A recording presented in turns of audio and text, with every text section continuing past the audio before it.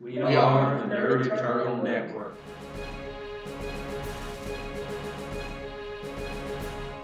Hello, and welcome to Icon's Earthbound here on the Nerd Eternal Network. I'm your GM for the day, Jason, and with me today will be Curtis playing Landshark, Hola. Taylor playing Unison, Howdy, howdy. Mike playing Independence Ray, Hello. and we're missing a recluse. He's been reclusive. Yes. I see what you did there. All right, who remembers last session? I brain blasted a lot of people. With a lot of brains. Yeah, we had got challenged Anordu to an asteroid arena battle. We beat our opponents, and we're ready to confront Anordu himself. And we were given this wise sage advice from a small child. It was a message from a small child. The advice was from Mad Mario. Granddad. Mad Mario. Mario. Oh, sorry, yeah. From the Oh, yeah. it's Tuatha. the ancient agreements. Yep. Yeah, Lord Anordu is hellbent on extracting the great S.P.E.A.R that currently dwells within Ray's body. It's a far more important creature than some mortal from Earth. He's just trying to That may help. be true, but he's not particularly concerned about Ray's condition after said extraction. It looked like he tried to intimidate us with his big armada, and then helpful Aurora came by and notified us that Anordu had aeons ago, or millennia ago, forged an agreement with the Tuatha to that such conflicts such as these could be resolved by ritual duel, if properly invoked. And thanks to her, we were able to properly invoke that, and here we are. You may not be exactly sure of all the exact fine print ins and outs of it, but the gist of it you've gotten. You beat him in this arrangement. He has to let you go on. Yeah, I know Anordu called Landshark a clown. and it's been how many months since we first met Anordu? It's been a couple at least. Maybe 3. So it's probably appropriate for my character to be asking this question at this point, but because he's a little slow. But once the Great S.P.E.A.R is separated from Ray, wouldn't it be under the protection of the agreement with the Tuatha? Of course. He's just trying to rescue it. If he happens to be able to study it in detail before he peels Ray off of it, good for him.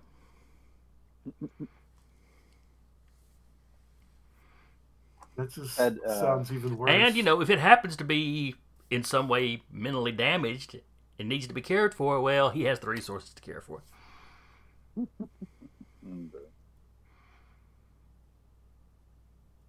Hey, Anordu, I got a ring for you to try on. Oh, yes, please, give him more power. That certainly won't come and bite Earth in the back. No, I just, sort of hoping it has a habit of killing people.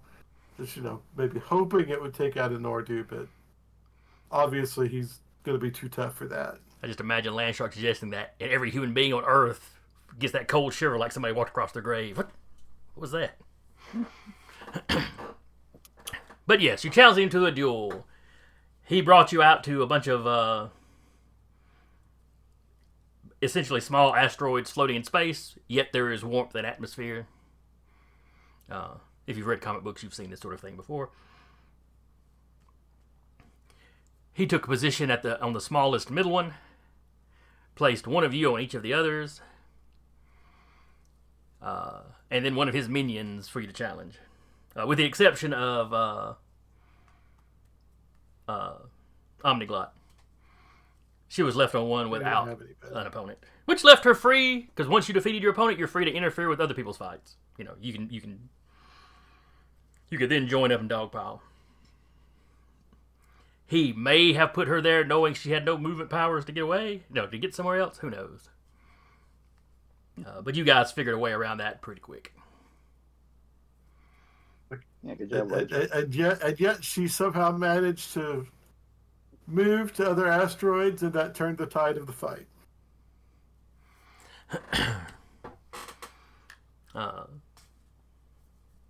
Yeah, so 'Cause, she immediately helped Unison take out the robot doggies, and I'm blanking on the dashings on the They heard the stunning, stunning. That's right, not who the could dashing. have easily turned the fight the other way if he were able to ensorcel one of us onto Anordu's side. Mm-hmm. Let's see, Recluse and crap. I don't have their names drug up at the moment, but Long Limb Larry. that is Oh, definitely yeah, so there's definitely Curtis not his Cunning. name. I've got it here. Vahir. Oh yes, Ahern the Stunning, Clock, That was who the was rock Lance guy. Shark's dance partner. That's right, the stone, the rock. Evra was the ice person, I think, that Yep. Ray was fighting. Yep, he's all ice the and Fire cold. Lady. Yes, and that was a close match. They were both teetering But yeah, the stretchy guy. for that. Vahir, Vahir. Vahir, The which stretchy is guy. spelled with a B. I don't know why. Yes. I don't know what it is with the Celts and the Greeks giving B's V noises, but him and Recluse were kind of stalemating against each other, and then the backup flew across. And about that time was when Ray defeated his opponent, and then everybody dogpiled the guy that him and Landshark were. Him and Landshark were kind of stalemating. We were pretty much at a stalemate. But Landshark should not feel bad because he did move Omniglot's asteroid that brought her into the fight, which was a big turn for our. Yes. Oh, yes, side. yes. No one in the last session was useless. I think the dogs were. Okay, the dogs were pretty useless. I wasn't talking about the enemy side, though. I don't think the dogs landed hits. No. Poor fellas. Trying to avenge their master. But the session ended with Landshark's not as tough as he thinks he is, so he doesn't like stalemates. But regardless, the session ended with Lord Anordu turning to face the lot of you and kind of giving you the come on hand gestures. And that is where we are picking up today.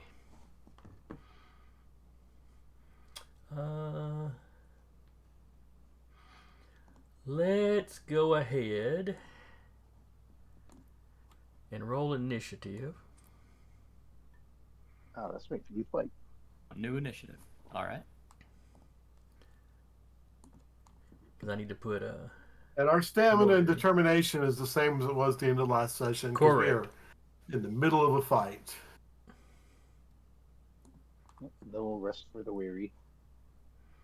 I mean, most y'all should have near max stamina because I know I healed one of you at least. That's right. Yeah, you healed me because I was on the brink. And thank you again for that. Oh, I rolled really crappy. I rolled pretty nice.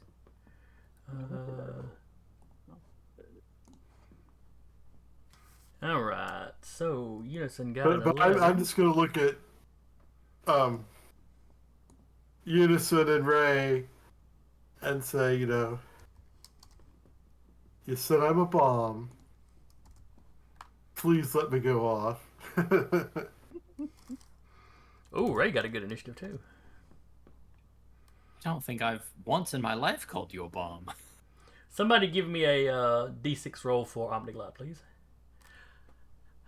Normally we make Zach do it, but he's not here. It's, I guess, a 4. All right.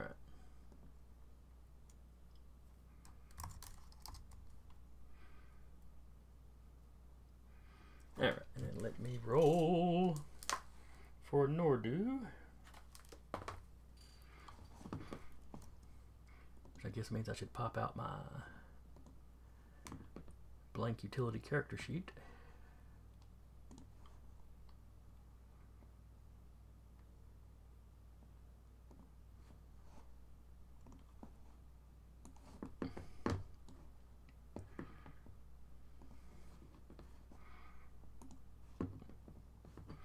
Oh, he only got an 8. That's not great.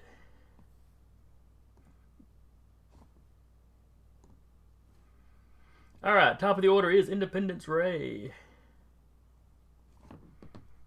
All right. Well, let's go ahead and give him a flash. Gonna try to dazzle him. Oh, Dazzle. Okay. Yeah, no, not that kind of flash. Not that kind of combat.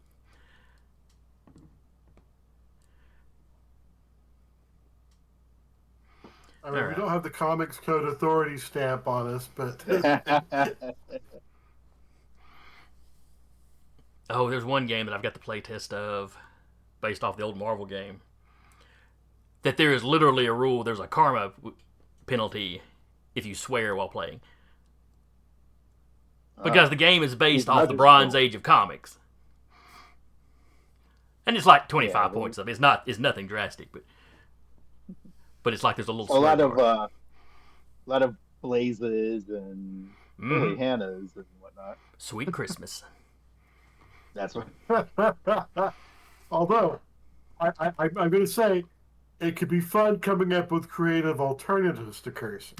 Yeah, it's all like if you weren't playing in the Bronze Age, you just toss that out. Or if you just don't like it, you just toss it. It's just there for flavor. But I find it kind of amusing. Yeah. Now, what happens if you're like playing like on a different world or in the future, and we just make up like swear words that are clearly where you know exactly what they're really saying, but you know, like like they used to do in Legion of Superheroes. Or like Lobo's fragging. That's exactly. Or Battlestar Galactica. Yeah. That kind of stuff is fine. All right. All right, so let's see. This is focus. Oh, yes. All right, Dazzle. You rolled an 11. He resists that with his agility, I believe. Coordination. Oh, coordination, right? Yes. Unless his helmet has some kind of like A good idea, but not one I had thought of ahead of time. He got a 10, so you beat him with an 11. I think that might just be. I think that's just one round that it affects him. Page. Yeah. Moderate success, dazzled 1 page. -2. Does Dazzle do any specific things to help us? I think he's a -2. -2 penalty. Yeah, and anything right. that would require vision. So, useful. All right, and next up is Unison. Oh, I'm sorry. Is there anything else Ray wanted to do? Oh, well, I guess I guess he'd start flying around, but I don't want to I'm not gonna try to get anywhere near Anordu. He'll probably come to us more likely than not. But if anything,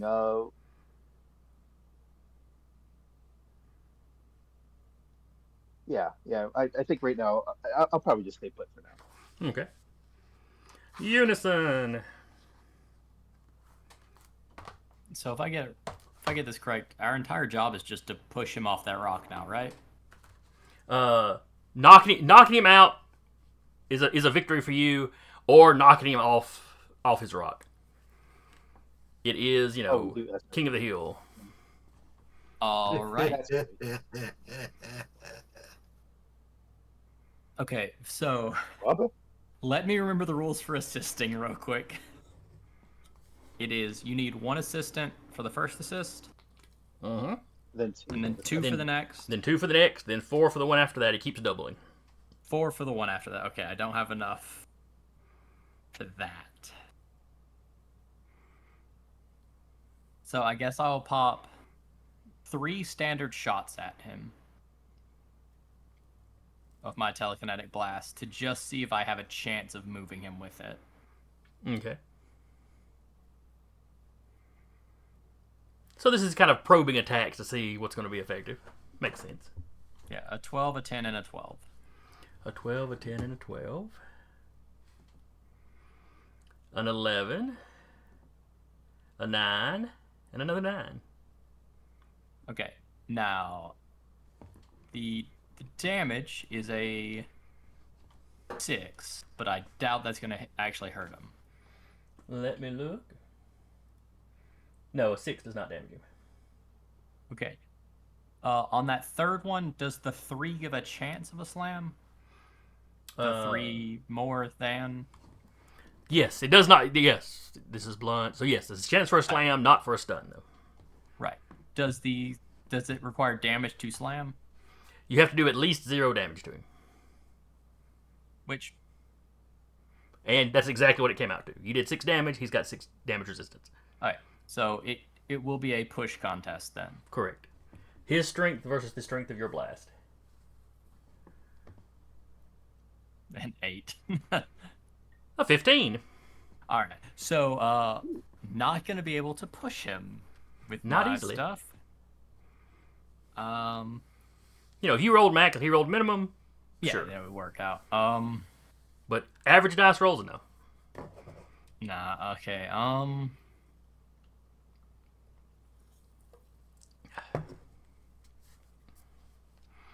I guess I will try a mental blast then. Okay, so that was the first 2s of you. 3 of me are done. There's 4 left. Oh, okay. I'll try 1 mental blast on a 12. It'll be willpower based. Okay. He got a 13. So he resists that one.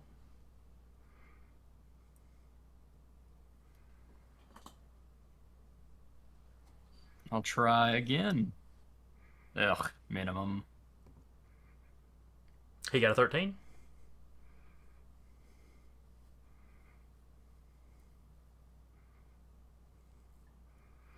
Okay. Bap. And I will do a combined telekinetic blast. The assistance will be towards damage. Okay. Or the overall. If giving it to the overall effect, will that help the slam be a point higher? Or is the slam just a secondary thing outside of the effect? With the blast, I think it's based off the damage. So I believe that would assist. Because we'd look at the damage. I said power level earlier just because you were doing your power level and damage. But yeah, Okay. I think that would help. I think that would help with both Right. the actual damage and the Then- push attempt. The blast, if it hits, then I'll add 2 to the damage, and that'll be the last 2 character actions to take. Okay. Yeah, a 9. A 10. Doesn't even matter. But you're trying multiple strategies, so that's a good thing. Yeah, after shots, I'll pause and go. All right. I could eventually tick away at him, but probably gonna work on assisting one of your strategies from this point forward. And then it is Omniglot. Ooh. What does Omniglot even think she can do?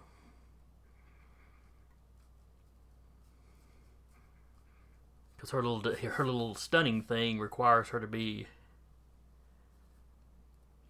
talk to him. Shouting it isn't as effective.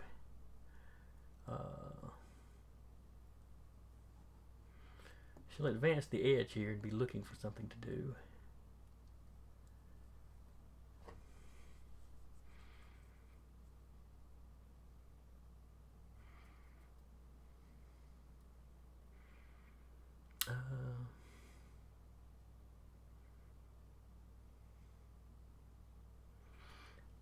Who goes after? Oh, Anordu goes after her.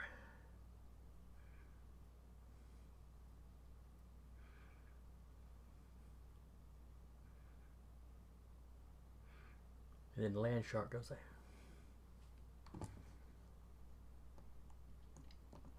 She steps over to land shark. Land shark. She starts whispering in your, or not whispering, but talking lowly enough that he should hopefully won't be able to hear. She doesn't really know what kind of senses he's got. And she starts going over strategy with you.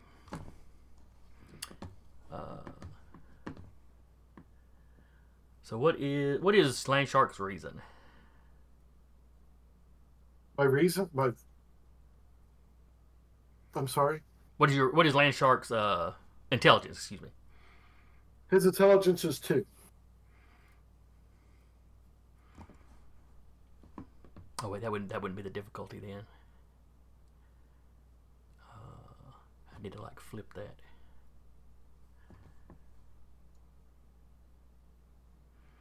Alright, so here's the difficulty she's got to overcome.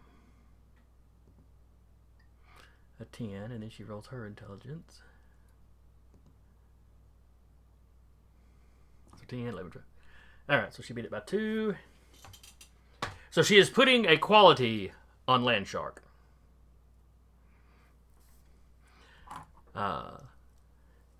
We're just going to call... I don't have my notepad. I'm forgetting everything today. We're going to call it strategic advice.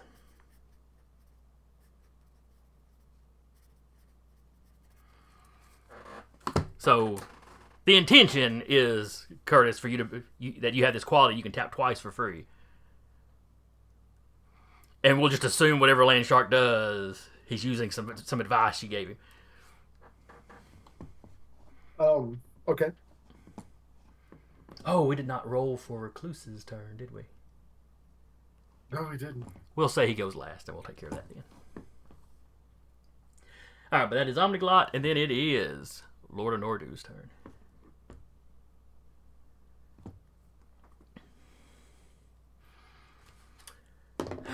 What does Lord Anordu want to do?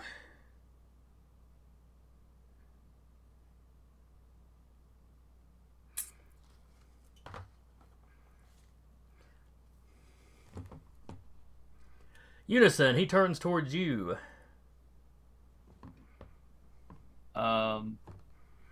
He knows which one's real. He seems to. Ah, well, dang. He always seems to. Yeah.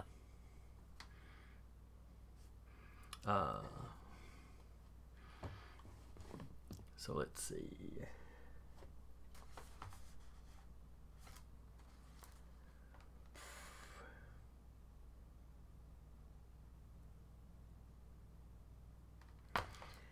All right.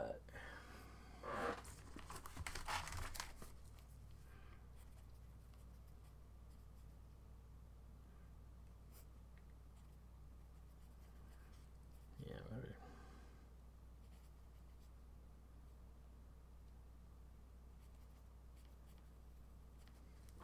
Gotta go grab my real notepad here in a second. All right. So he is tapping quality. So, after this turn, Unison, give yourself a determination point. Oh, hey. I don't normally get to play with those. You don't have very many of them? Early on, I spent Unison's only determination to make him stronger. Oh, okay. Maybe I that's something, never used that's it. something you could spend those advancements on. Yeah. Right. But anyway, he is tapping his quality... wielder of the power Anthropic. Oh, fun. Both of his hands glow. He rears back and he brings them together. And quite a large energy blast is heading your direction. He is tapping the quality to give himself advantage on the effort, not the effect. So, not the damage, the hit. All right. And he rolls a 1 on the dice. Total of 8. I can't All right, complain. I had 3 6s in a row. Well, yeah, up earlier, so. Yeah. All right. So just gonna be a straight coordination. Yes. Aerial combat if you've got it, if you're flying. An 8. It's a tie. So you only I'll take take- half damage. 5 points of damage. Yeah, I thought that was gonna be pretty much rough. Luckily, I can take that once. Equals it to 0. One time. Yeesh. And my armor then degrades. I look at him, he looks at me, and I go, I think that should have been worse for me. Well, keep in mind, you visibly dodged out of the way of most of it. It just clipped you. Yeah. So nobody's sitting there thinking you just stood there and tanked it. Nah. But like it touched me, and I'm just like, I think that should have been worse. It will be. Just wait.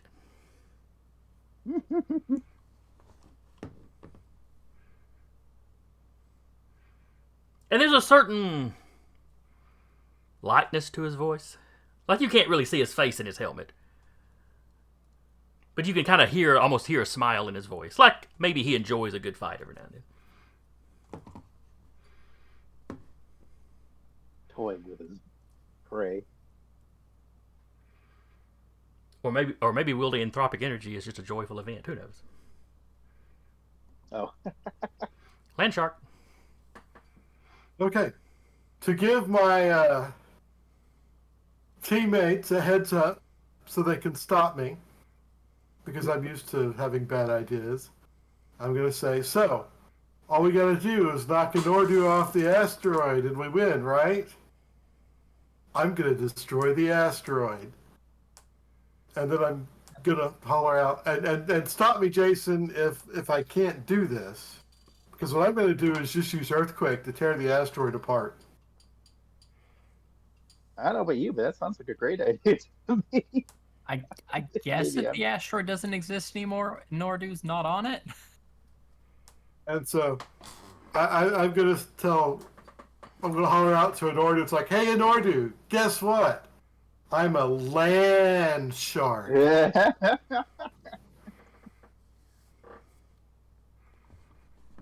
I'm going to use, the eyes will turn black like when he uses his earth powers, and do a level 9 earthquake on his asteroid. So even with all that space between you, you can hear him sighing as he turns towards you as you start talking.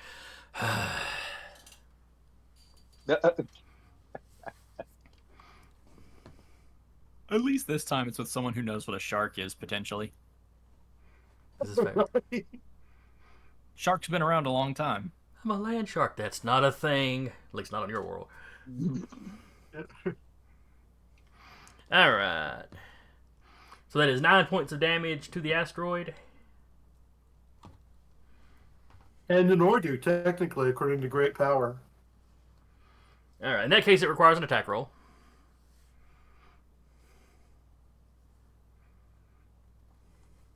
I think. Let me double check, but I do believe that still requires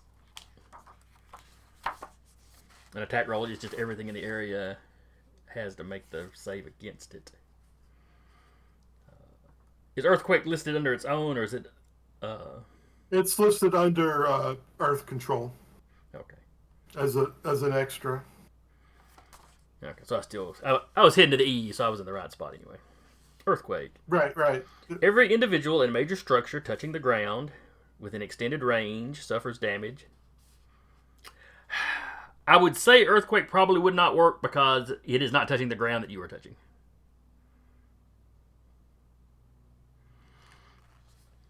I'm still going to say what I'm going to do. And I'm going to take the asteroid that when I got knocked off earlier, I had a small chunk that I stayed on and returned to the battle on. Yeah. So that I wasn't taken out. I'm going to ride that up to Anordu's asteroid. Okay. All right, so you skip across all this empty space. Yeah. I mean, anyone that wants to ride with me can, but I'm assuming nobody wants to do that.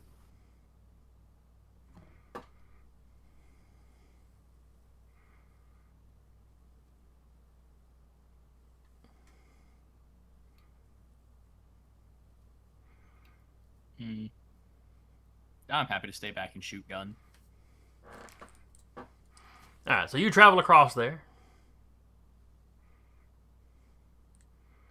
You gonna do the earthquake once you get there? Yeah. All right, give me a roll. If that's next turn, that's next turn. That's fine. Let's see. How about let's see. Because you probably take a turn to do the. Yeah, that's a pretty big gap. So yeah, we'll say you double move basically to get there. So it's Lord Anordu. Guess what? Guess what? And then you fly across. You're coming to see me?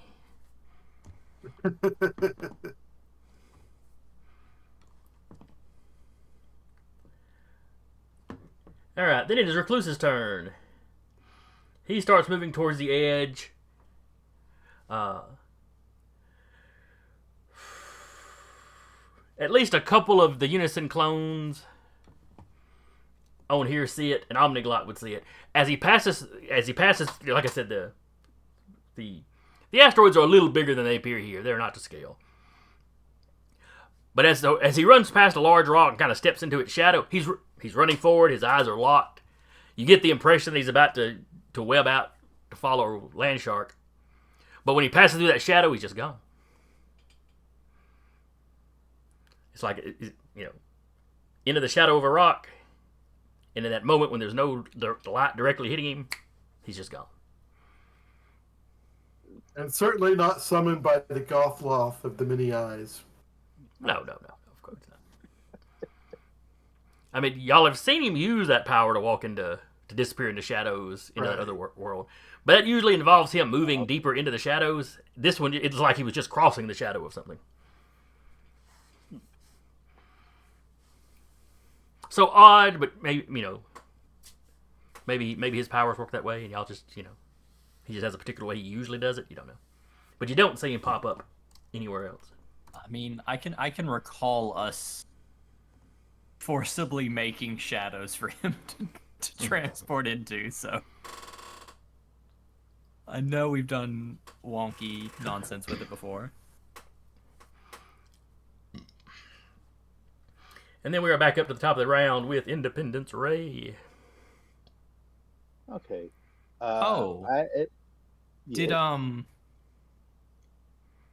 Did you put the -2 for being dazzled on the shot? No, I don't believe I did. Because I now realized a dazzled man turned directly towards me and just shot. Oh, well, on the one hand, though, he doesn't really have to use his vision to see. No, that's to see astral projections, though,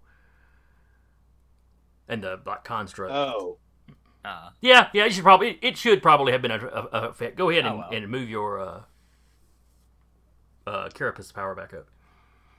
Oh yeah, that actually will be helpful. So yes, it would not have degraded. So rather than nicking you, it just came close to you. Cool.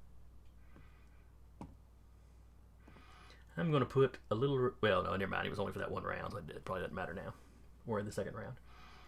Quick, dazzle him again so I don't die. that's the plan. Oh, no, he was worried that Unison was getting too powerful. Let Unison die.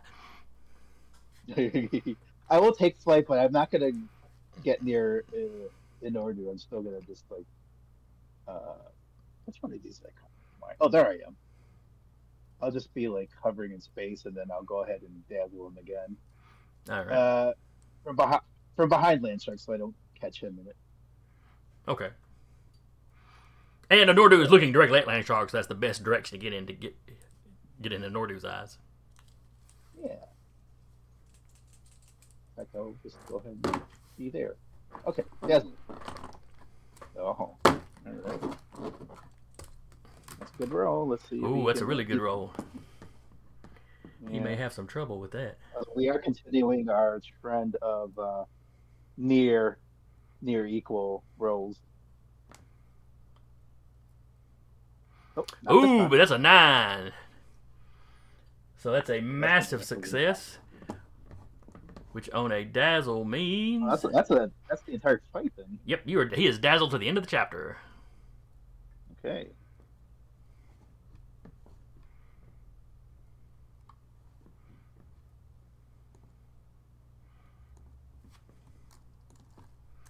So from behind Land Shark, Ray dazzled Anordu, right? Yes, That's your right. your silhouette is I turned could into just his see the eyes. image. Land Shark's there, and you've got all this light behind him. Oh yeah, I'm sure you cast a very intimidating shark-like silhouette. If Yes. Inordu doesn't move his face at all, he can see Bruce.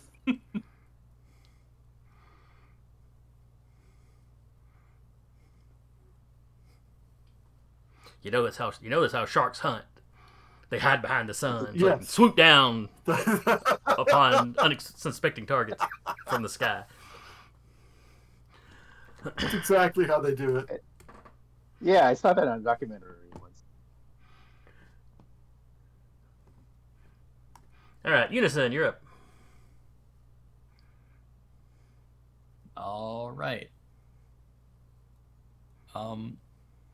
Honestly, that dazzle's gonna do a lot of work. So,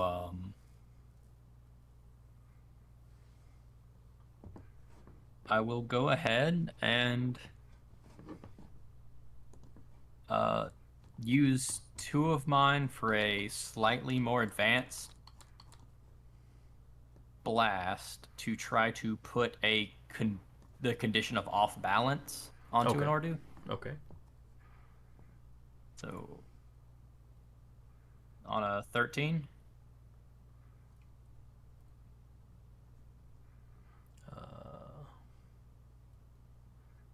Okay, I was reading up on exactly what all dazzle does. Oh, yeah. All right, so agility.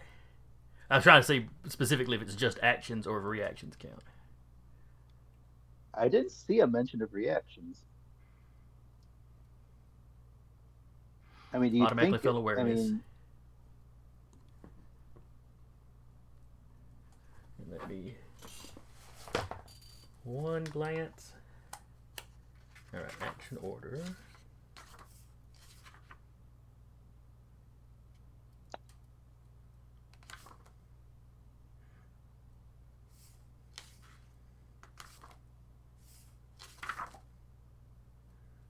Yeah, it does not specify reactions.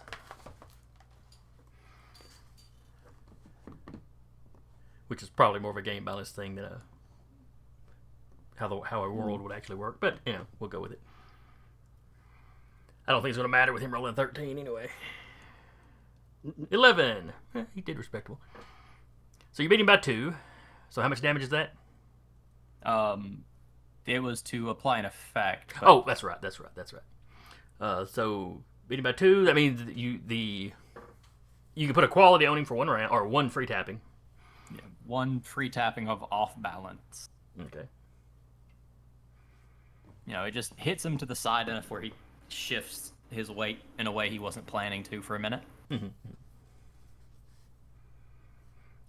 I would probably say that somebody needs to use that this round, or he'll get his balance back.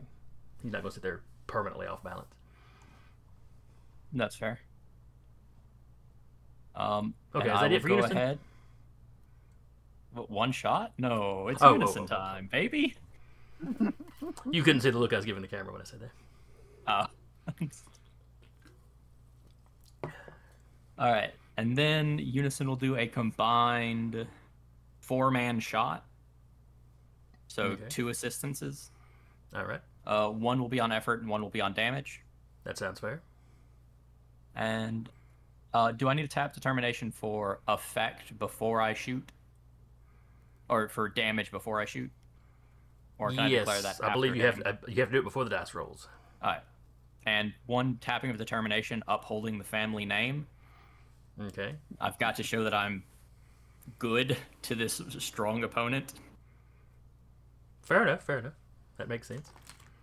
Don't forget he's also got an off balance you can tap.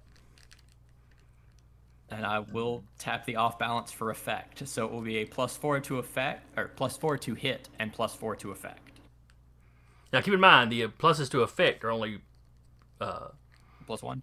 right, not the +2. Sorry, then a +4 to hit and a +2 to effect. All right, that sounds right. Okay. 14 to hit.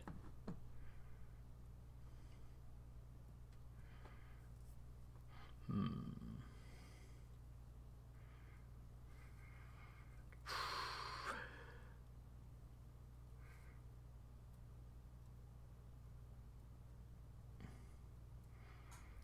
I hate to hand you out more determination points.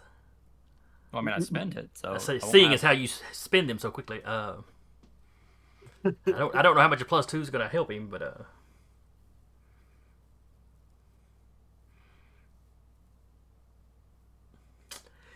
all right, he's going to tap one of his qualities. So give yourself a determination point. He's tapping his quality, likened to a god.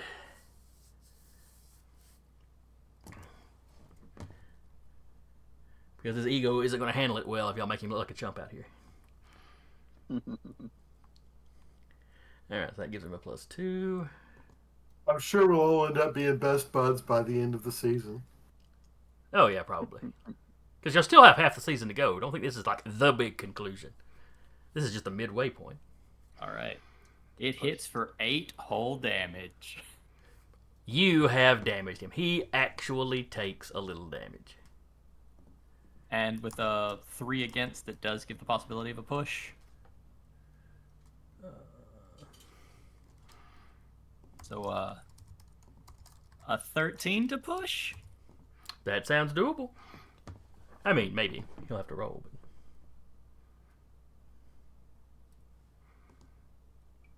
He got a 13 as well.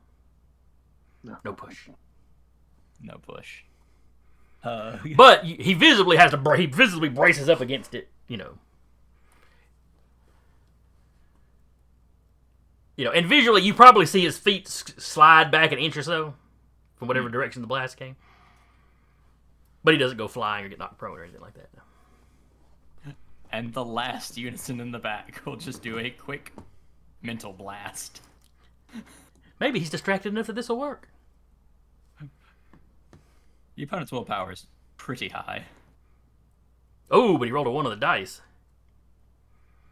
It is possible he falls prone, but it's very doubtful on 2. Yeah. Now, if he has mental resistance, it also counts as damage reduction to this. Correct. So 2 mental damage. Let me double check. I don't think he has resistance to that though. Nope, he takes both points of that damage. And it is possible he falls prone to it, but it's so unlikely. I don't know if it's mathematically possible. It's a 3. Don't worry about it. Don't you worry about it. He doesn't even have to roll. He doesn't even need to roll the dice for his strength to be high enough, or his willpower, either one, to be high enough that this doesn't do anything. Well, but you did it. You were the first person to actually damage him. So, Nice. congratulations. okay, out of his It only took 5 of you to do it. 17 health, he now has 13. Cool. My Don't turn is exaggerate done. his health. It's only 16. Oh, okay, But- sorry. Let's not get crazy here. Yeah.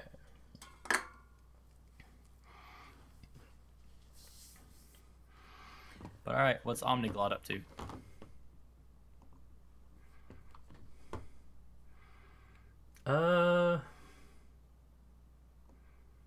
She runs over to the one of the U clones.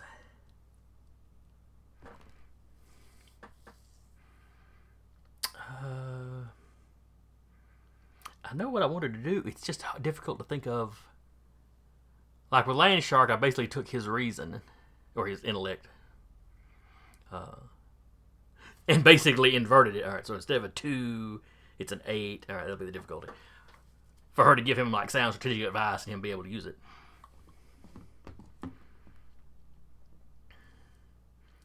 But I don't know. Oh, I shouldn't have even been rolling. I know what I could do. She assists you by giving you advice. Okay, cool. So you'll have a +2 on the... It'll have to be on the effort. Not the effect. She can't, sweet talk you into doing more damage. But... Yeah. But So she runs over there and she starts strategizing with one of the U's. She explains what parts of his bodies move slower. Like, he reacts slower on the left side. So just aim everything there. Some minor detail about him.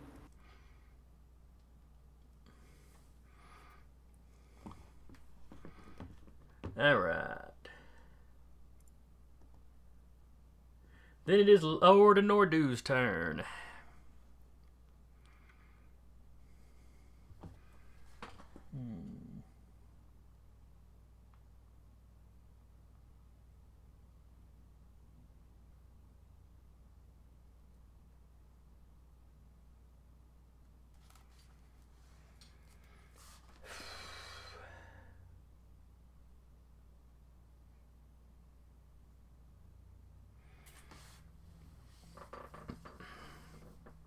All right, Land Shark, you're with it. You're close to him.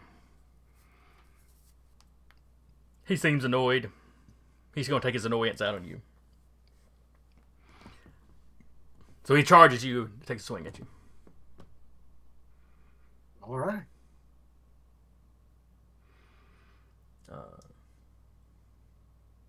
You have offended him with your buffoonery for the last time. Can I use Omniglot's advice on my dodge? Sure, seems perfectly reasonable. She's giving you all this tactical advice. What sticks in your head is when she goes, "Oh yeah, don't let him hit you." Oh, okay. I mean, technically, I haven't quite landed yet, but I'm sure I'm close enough for him to swing at. I would say with the double move that you're probably on the asteroid at this point, or at least standing on your little piece of one floating just right above. Yeah.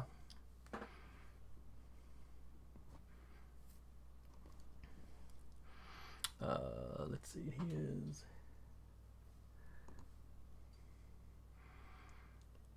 All right, you rolled a 9. He rolled a 13.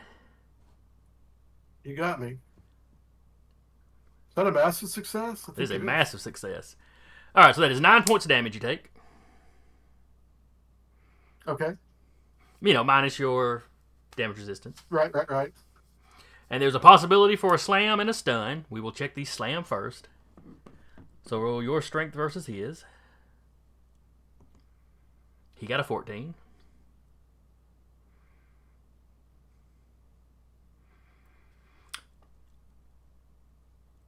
All right, so that is a massive failure on the slam. My dramatic landing on the asteroid is foiled. As you go shooting back past Ray, basically he knocks you an area back, so we'll put you in the middle between asteroids and you go flying back. Now let's see if that stuns you. Which is also your strength versus his. Oh, he got a 10. That's not too good. All right, you're not stunned at all.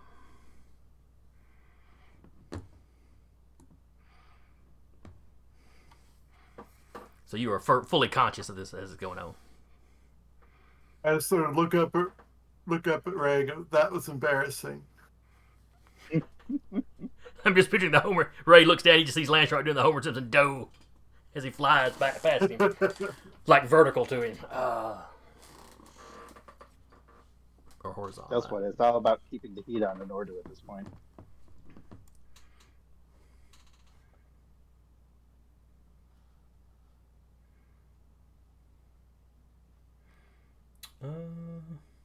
Yeah, that's it for Anordu. Next up, Land Shark. I'm going back to the asteroid. All right. So the little piece of rock you've been using to move yourself around just flies to catch up with you, I'm assuming. Yeah, that'll work.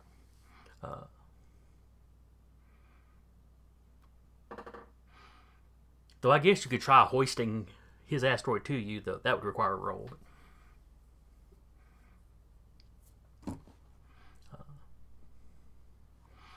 But okay, so your little meteor flies up, and you manage to climb back up on it. Unfortunately, being prone means it takes your movement to stand back up. Yeah, be my turn to get back there. Yep. Now, if you've got something you can do at range, you could try that.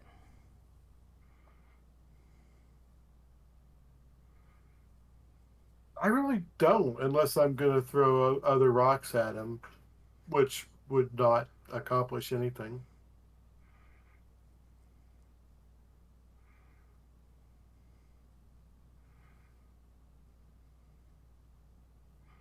Okay. All right. In that case, that is the end of the round. Unless I can make a shark statue behind Anordu. I would say that's within range of your Earth control. I mean, sad that my intention is to destroy it all next page, but I think he would have fun doing that. So he just stands up, reaches out his hand, and then now there's a big stone shark statue behind him. Does Land Shark have any actual artistic talent? Yes, I've got 1 point in sculpture. Okay, so it does actually look like a shark. Yeah. It is not like, it's not like it's a 3-year-old drew a shark. It's Right. it's like a reasonably competent sculptor sculpted a shark. Yeah, not a great sculpture, but But not one where you think it's anything other than a shark. right. All right, Independence Ray, you're up. All right. Since he's good and properly dazzled, I'm just gonna try to take a straight shot at him. Just try to blast him. Okay. That is a 12. That's probably going to hit him if I had to guess.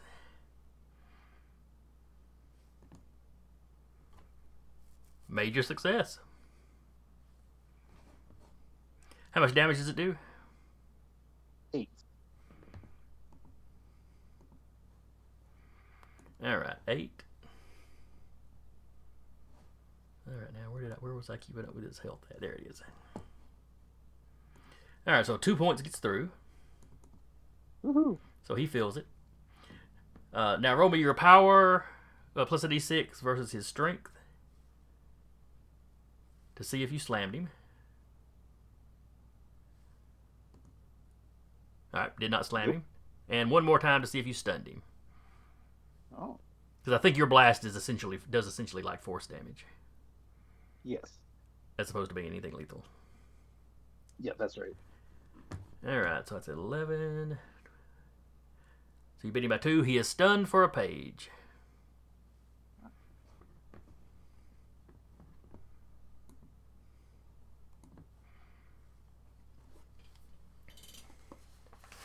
Let's see.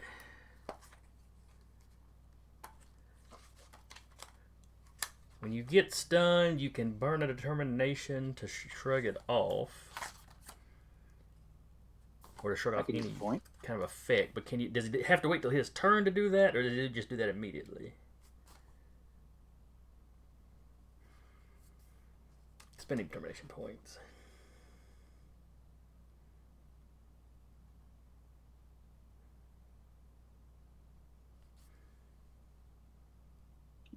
Spending determination is not an action and can be done at any time, although some benefits might not take effect until it's your panel.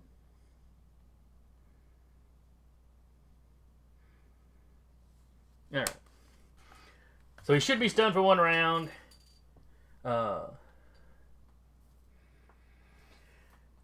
He's going to tap Liken to a God again. So Ray, give yourself a determination point. All right. And he shrugs off that stun. Okay. But you can see that you rattled his cage, but a quick shake of his head and he's ready to fight. Sure. You can also tell you did some damage. That blast definitely hurt him. Y'all haven't done any massive damage to him, but multiple attempts are starting to chip away at him. Yeah, I figure that's how we just have to grind him down. And speaking of multiple attempts, Unison, you're up. Well, I have now borne witness to the strategy that my character looks in Anordu. I have no desire to do what I'm about to do. I want you to understand this. And then I will just continually brain blast him.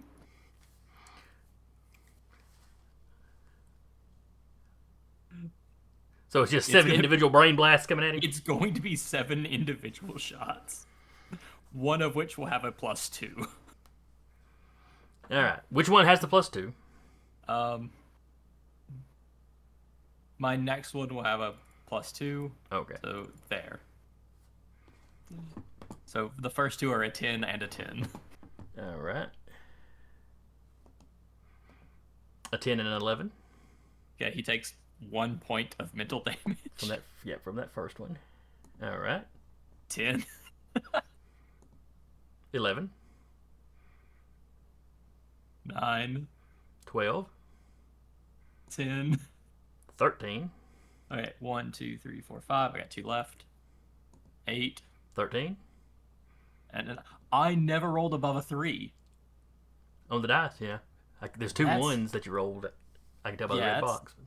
The worst streak of rolling imaginable. Ow.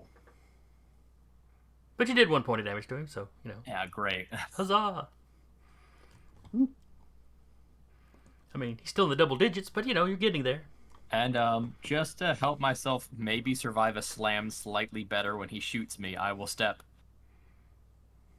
forward at an angle that gives me a little more space if he shoots me. You have stepped onto that separate asteroid, which counts as its own area. So if he knocks you back in area, he's just knocking you back onto the asteroid that you're already on, or that you were previously on. Okay. Probably towards the back end of it over here, but you know, that doesn't really matter.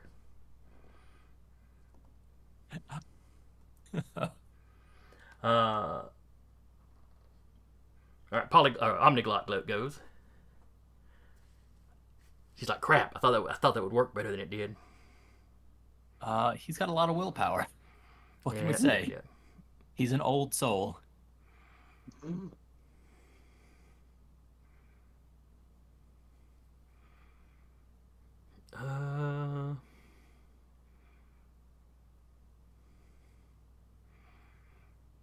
Trying to think of what she could do.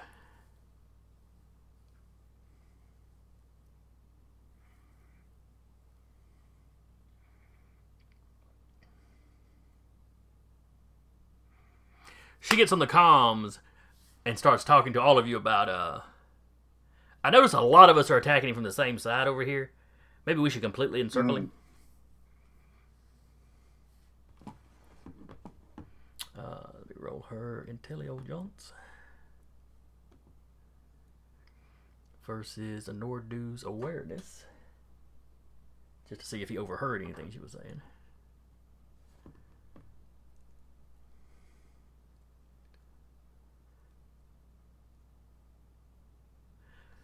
Alright, so you have 2 free tappings of we're just gonna say encircling.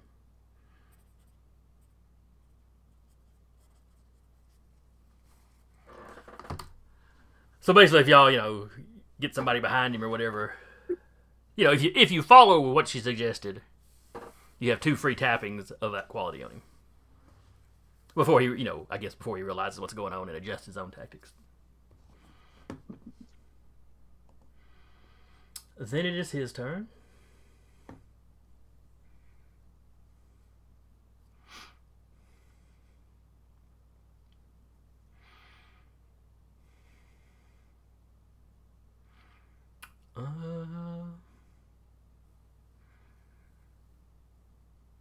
He is going to fire an energy blast at Unison.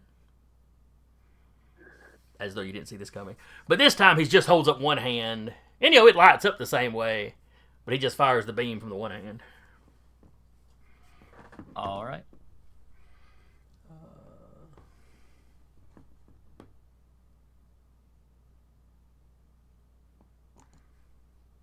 An 11. You'll probably get out of the way of that. Does that include the -2? Oh, it does not. It's a 9. Okay. I sat there and put it under the token on the screen, and I'm still forgetting. A 10. Woohoo! That is 7 points of damage. Whoa, buddy. Whoa there. That's a 9. Oh, I was still reading the 11.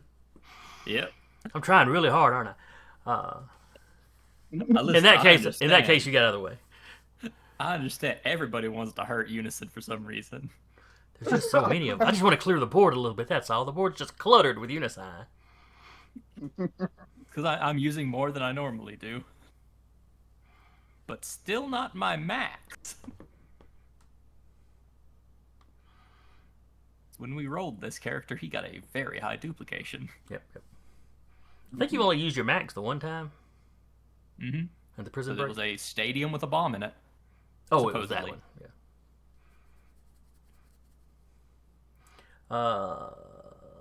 Yeah. And break. And the closeout batter for the round, Land Shark. Okay. Now I'm going to do my cheesy superhero movie landing from the asteroid. My fist on the ground, and I'm going to earthquake Anordu's asteroid. All right, give me a roll. What am I rolling on? Let's see, for earthquake.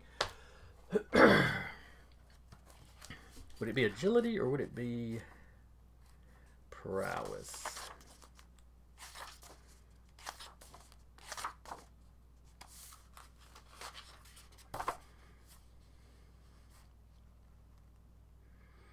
Within extended range.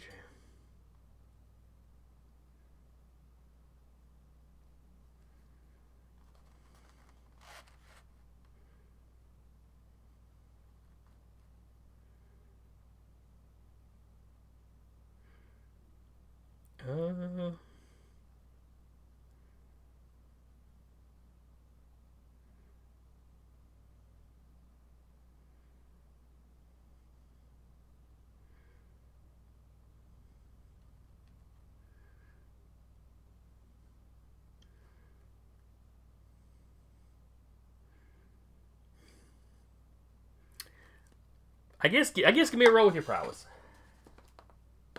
Okay, and I'm going to use my last tapping of Omniglot's strategic advice also. Okay, that's fair. So 1d6 plus my prowess plus that.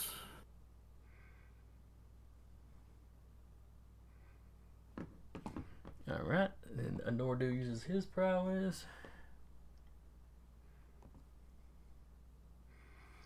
All right, so he only takes half damage from it, so half of 9 is below the 6 to actually damage him.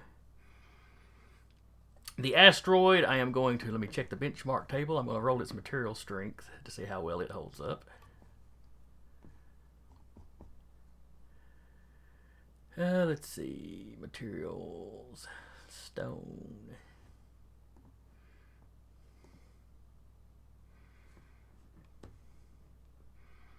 10, 11, 12. So it takes 9 points of damage.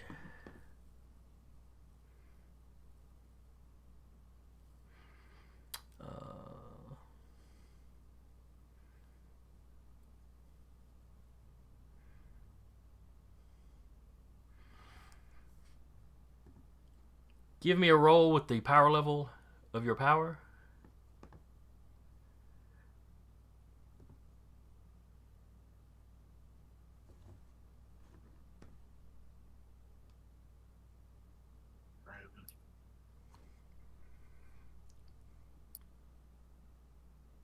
Because Earth controls 9, right? Yeah. All right. Okay, so the rock shudders but doesn't really move. There was a chance of you hitting it like that and it slamming it where it slid over some.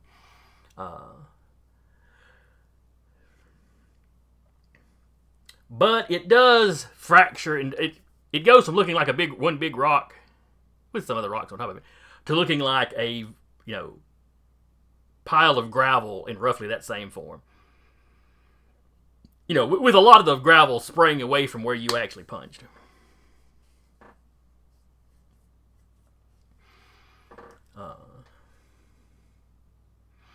You and Anordu both start falling into the gravel, or sinking into the gravel.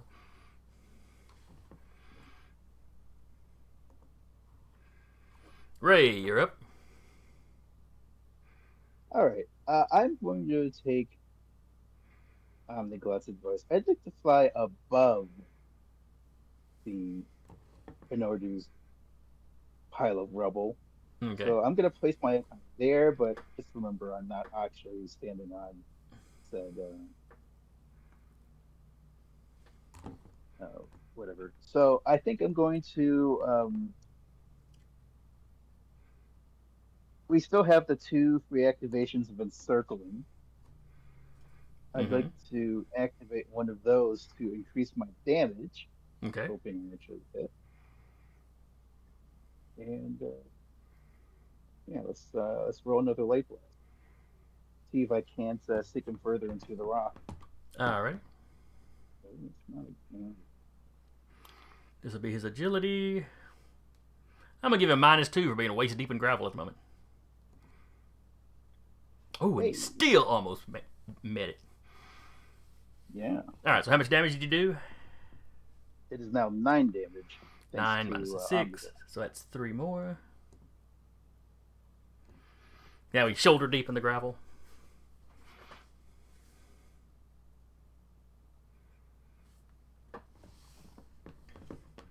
All right, Unison, you're up.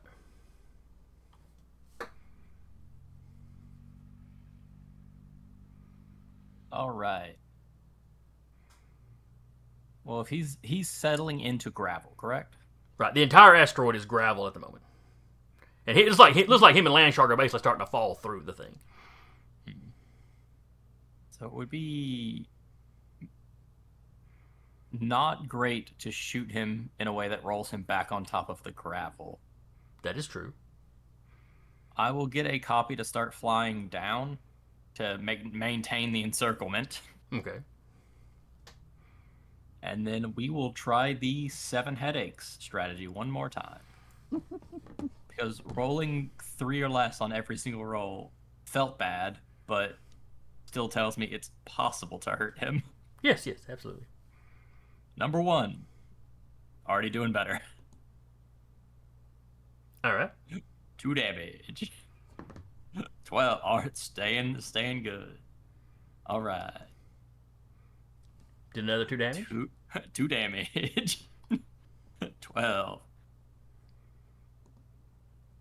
2 damage. Now it's him that can't roll 11. for nothing. 12, so he beat that one. 9. 10, he beat that one. 3, 4, 5. 10. 11. And 11. 12. Alright, well, 6 damage is 6 damage. You did significant damage to him. Yeah. That may be more damage than he's taken just from that attack than he's taken at any point in an entire round.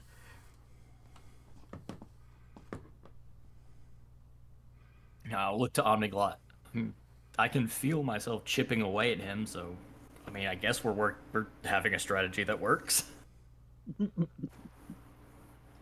I tell you to fly me over there, but I don't want to get punched by somebody that can send Landshark flying, and I can't walk on gravel any better than him or Landshark are. Might not be a good idea.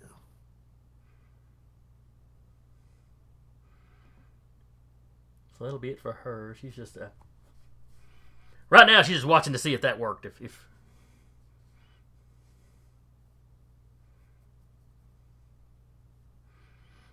or maybe she shouts across the thing, "Push him through the gravel." But then it is his turn. Sure.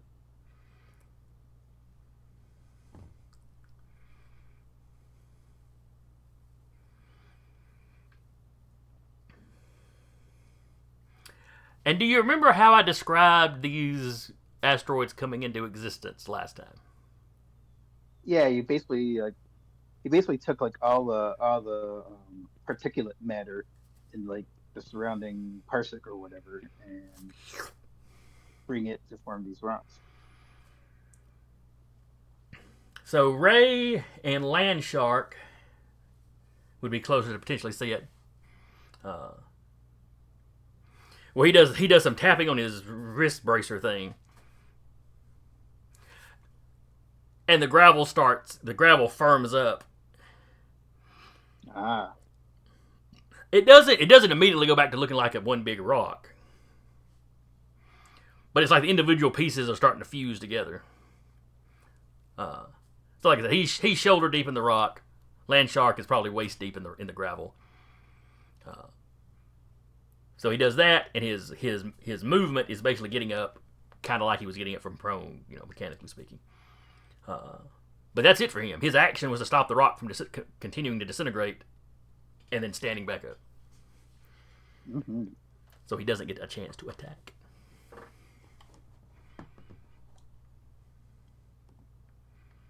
And then it's Land Shark's turn. Am I close enough that I can punch him? I know I'm waist deep in rock, but Give me, because with your strength, getting up is not an issue. You're not as deep as he was. So give me an agility roll, or coordination roll, excuse me.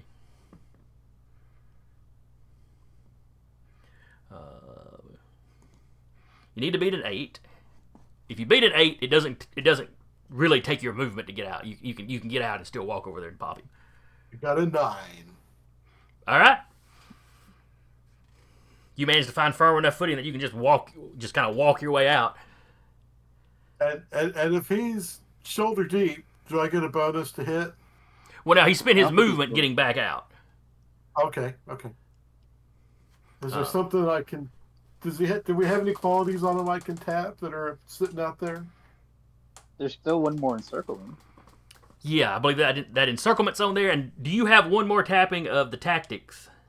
I used both my tactics already. Okay, use both tactics. In that case, you've got the encircle. You've got one more use of the encirclement. Yeah, I'm going to use the encircling then. All right. To hit or to effort? To hit.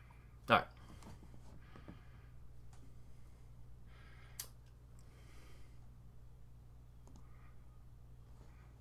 Oh, that's a good hit. And I'm going to say, and I'm going to hit him in the face. And I'm going to say, I'm not a Lord Anordu, and I'm going to got your nose. All right. So how much damage is that? 8? 8. All right. 8 minus his 6 is 2, so he is still conscious, at least as far as damage goes. But that is a massive success, so let's roll to see if he's slammed. On my strength? On your strength. So he got a 14. He's probably not slammed. You got a 14, so that's a tie, so no slam. Now let's roll to see if he's stunned. He got a 13. Come on, Land Shark. Oh. Nope. He's not stunned either. So, he takes like a half step back or whatever. You popped him right in the faceplate of the helmet. He staggers back, and you're sitting there with your thumb poking out of your fingers. I got your nose. Which is probably too modern an Earth reference for him to get. Probably. But an amused land shark nonetheless. That's what's important. You have to take joy where you can in this life. And what better way than a dad joke while standing on an asteroid in the middle of space? Fighting something probably related to a Celtic god, but who knows? It seems appropriate. I don't know. All right, Independence Ray. All right. I'm gonna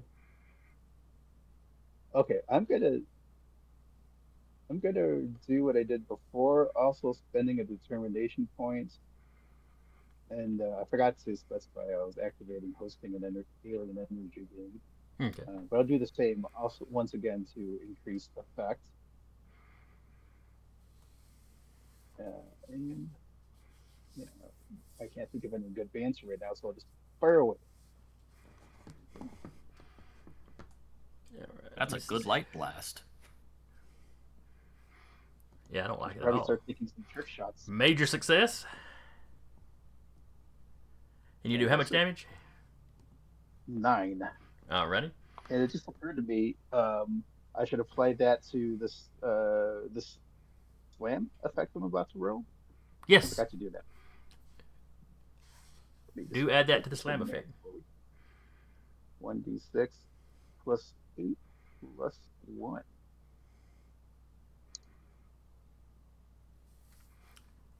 All right, rolled a 1 on the dice. He rolled a 15, his max. It did. So he is not slammed. Check He for the is not. stun. Same roll for the stun. Oh, I guess. Oh, and he rolled a 15, which is the same roll for the stun, to resist the stun. All right, I'll see if I can roll better. Almost. Oh, respectable, though. Very respectable. So you blast, and he takes it. He's wobbling, but he takes it. He looks up at you, locks eyes with you, just long enough for Ray to be thinking, "Oh, crap." And then he drops back because you took out the last of his stamina. Oh. Sweet. Okay.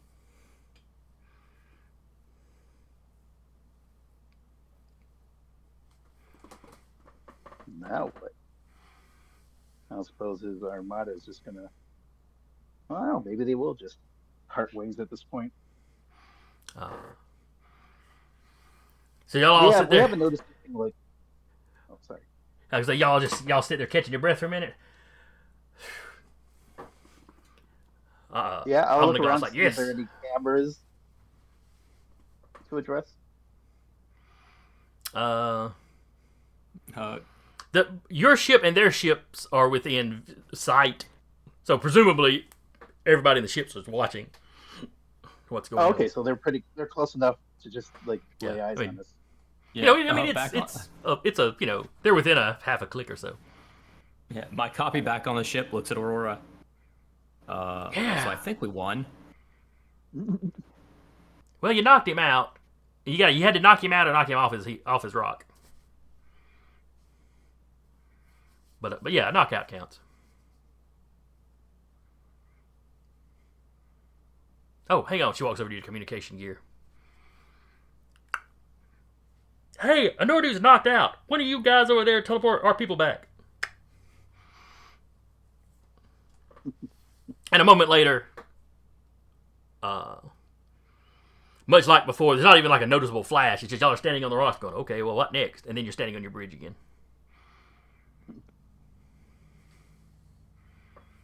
I'll sort of,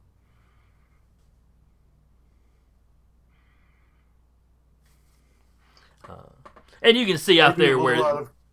go ahead, Chris. Maybe a little out of character, but I'm going to suggest that we tell the Armada to go through the gate, and then we're going to destroy the gate to keep them from coming back. Well, they just kind of open them gates up wherever they want to, but... Yeah, the gate does not... Oh, I thought it was a structure. physical... No. I thought there was a structure. It just looks like you see a slit in space, and then it's like space folds open. Gotcha. It's their not boom tube. If that helps you picture what's going on a little better. No, I get it now. I thought there was a physical gate that No. traveled through. I will look at Aurora. Hey, is there a way for you to leave without them noticing you, or do we need to wait for them to leave first and then you're free to go? Oh, I was just here as an observer. I don't think it matters, and I'm not associated with anybody. Well, yes, but I don't want them to bother you when you leave. Oh, okay, that's fair. But maybe I'll just hang around for a little bit then until they're done. All right, understandable. And while they're talking, you can see the asteroids are starting to break up and drift back apart into smaller and smaller pieces. Their guys got teleported away when y'all did, so. Oh, okay. You know, they don't need those asteroids. Let's not clutter the place up. We could have named those asteroids after us. Anordu's people may be nasty, but they're not litterers. Sarah Garex has great respect for nature.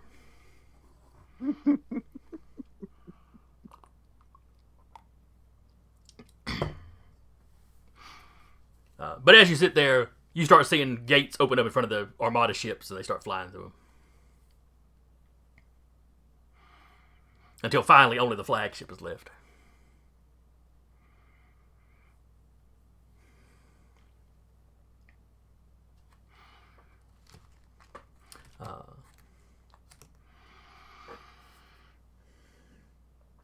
The screen comes up. Lord Anordu is sitting in his little throne-looking captain's chair or whatever. He's got his helmet off again. He looks like somebody that's been in a fight. He doesn't look as bad as he should look, having been punched in the face by Land Shark. But you can tell this is somebody that's been in a fight. He probably has his not beaten up filter on. And, you know, when he sent Land Shark flying, the Land Shark's probably got a fat lip from that, you know. But,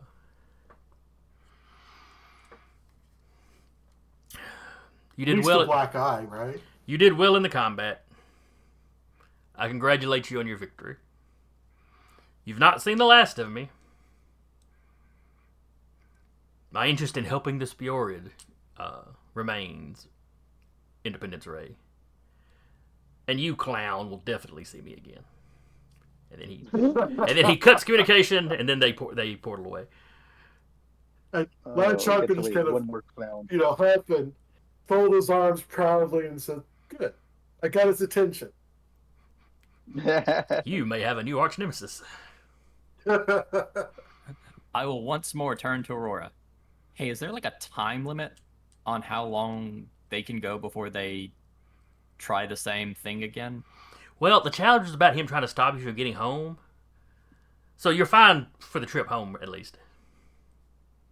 If he comes after us again, at least we'll be on home turf with friends. Yeah. Well, right now, home turf got hit by some weird thing, so home but turf we may don't not know be what, but it got may not hit. be an advantage when we get there. Ooh. Let's find a reason to hit the road and get back. Was that ooh a character ooh or a you ooh? That was Aurora going, ooh, what weird thing happened to your planet? That's a good question. Some kind of weird, not quite psychic energy. It might have been astral in nature. It popped my copy back on my home planet. Oh, your copies pop? Like balloons?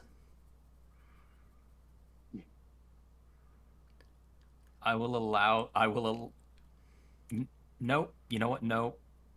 Somebody I give me a have died needle. enough. Somebody give me a needle. She's like walking around asking people on the bridge if anybody's got a needle. You would have to hit a copy pretty hard to burst it. I mean, You can. don't look like the look in her eye when you say that. Oh, you just have to hit one hard. Hold up, time out. I've died enough times. Take a copy outside. Outside the ship? Through a means that is not making a hole in the ship. I And know I'll let better you than to do make it. a hole in the ship. People have to breathe.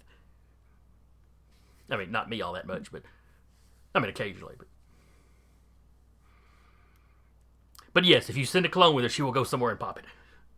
I'll let her pop a clone. I've died to missiles so many times. It's not even a thing anymore. Please let me kill one of your clones. What you note is it doesn't take multiple punches from her to take one of your clones out. That I mean, yeah, 6 but I assumed that. Yeah, she is definitely superhumanly strong. Yeah. Though you kind of knew that because she had been damaging the inside of your ship by running into it in the dark. Yeah, and it took multiple clones to stop her flight path, so there was an assumption. So yeah, she comes back again. Ooh, you're like made out of stuff from the astral plane. Well, the copies are, yeah. I don't know. I don't plan to study it because I have been told I am not allowed to. Oh. And then she starts saying, so which one of you is the real you? She starts looking at you all closely. Oh, yeah, and I look at all the copies. Oh, yeah, we're all the same color right now. Normally, we're different colors. Oh, that sounds neat. I do it usually so people can differentiate. And she eventually gets where she seems to be talking to the real you. Why can all of you see things from the astral plane in a different way? It depends. Those of us of Noble birth, most of us can. Among the common folks, it's hit or miss. We're very in tune with the psychic. Wait, the astral plane is specifically psychic? Well, that's not the only way to access it, but Okay. it's according to Grandpa, it's a weird place. Not his word, mine. Where all sorts of things that tie into the mental state of a being intervene. You can get to the astral plane by dreaming yourself there sometimes. Psychics can get there. Magicians can get there. People that wield primordial powers can get there. I'm not sure what the difference between their primordial powers and magic is, though.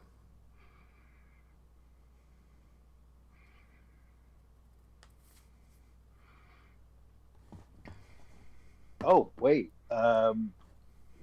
There's one very important loose string to try to tie up. Where's Recluse again? I Oh don't think we'll yeah, he find didn't out till teleport. next session. He didn't teleport back onto the ship, did he? Aurora's looking around. Yeah, I thought Hey. he was just doing some shadow maneuver.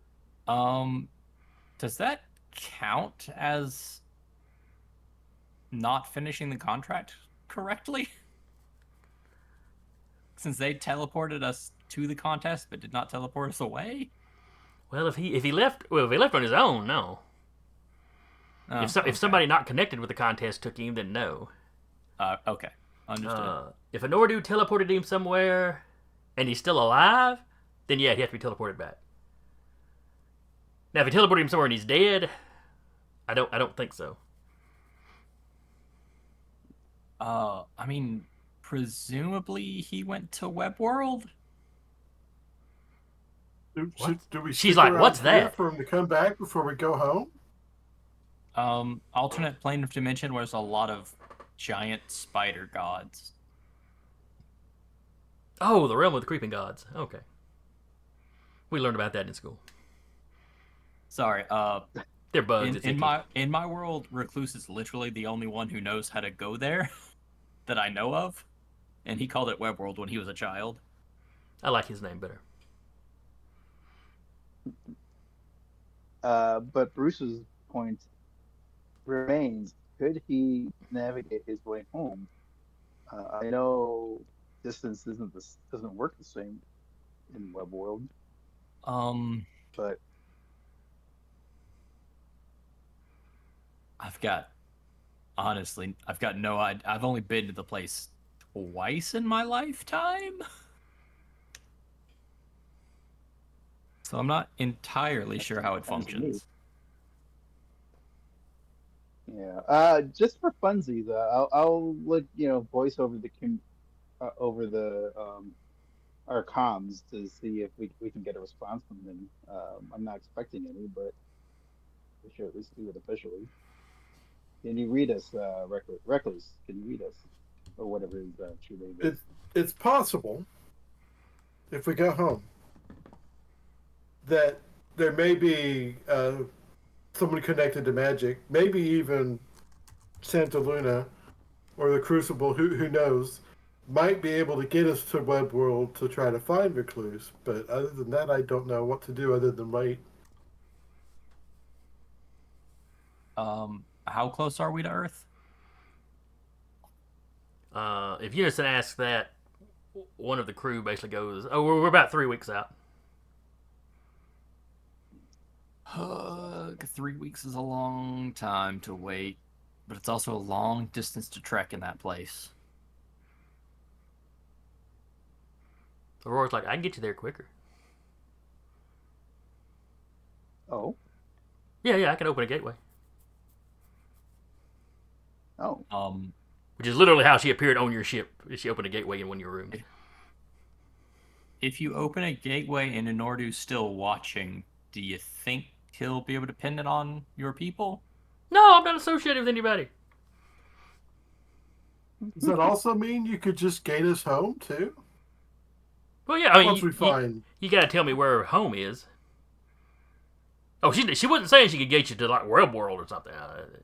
That's not how these things work. Oh, I she thought- was saying she could gate us home. You were saying, oh, it's 3 weeks home. That's a long way to travel.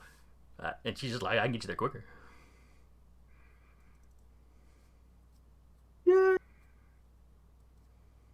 I think that I mean- sounds like a wonderful idea. Let's go home. And Should we we- can Should we wait like an hour and see if Recluse comes out? That's fair. 'Cause yeah, I don't. We've waited I this think- long, right? I think I could still see stars. So I think he could still navigate.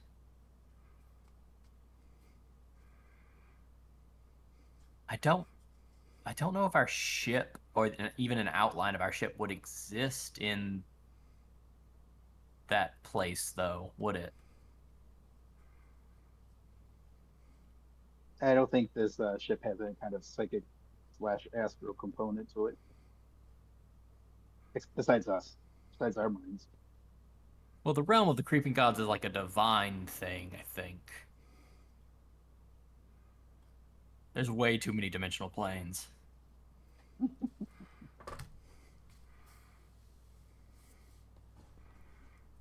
Well, do we want Well, to wait for just a little bit or just go straight home and hope for the best for Recluse? Because he's in a place we nothing else. literally don't know about and can't reach him. Yeah, is there any prep we need to do? Any kind of like, I don't know, maybe like debriefing before we get home?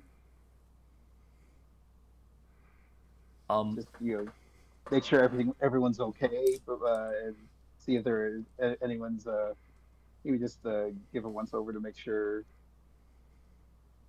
I don't know. It's almost like an exit interview from this prolonged journey sort of thing. That normally happens after you land. Okay. Normally, after you get off the ship from a mission, you debrief. You know, we can That's- wait on Recluse for a little bit, and we can all shower and shave to prepare for our homecoming. Yeah, I'll just make an announcement. I could just make an announcement that in 1 hour we're going to be gaining home courtesy of our new friend. And just tell everyone just pack up and get ready. There's a little bit of cheering, but it's a little bit muted because everybody saw, everybody's aware that Recluse, they were watching. Everybody's aware Recluse is missing. Yeah. So you spend that hour, everybody freshens up. One of the crew shows Aurora to like a unused room.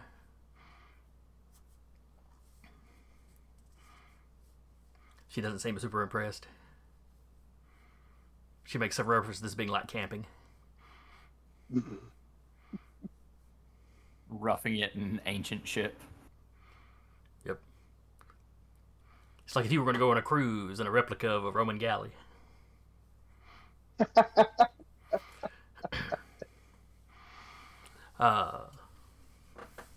But yeah, that hour passes, y'all get freshened up, maybe even get something to eat.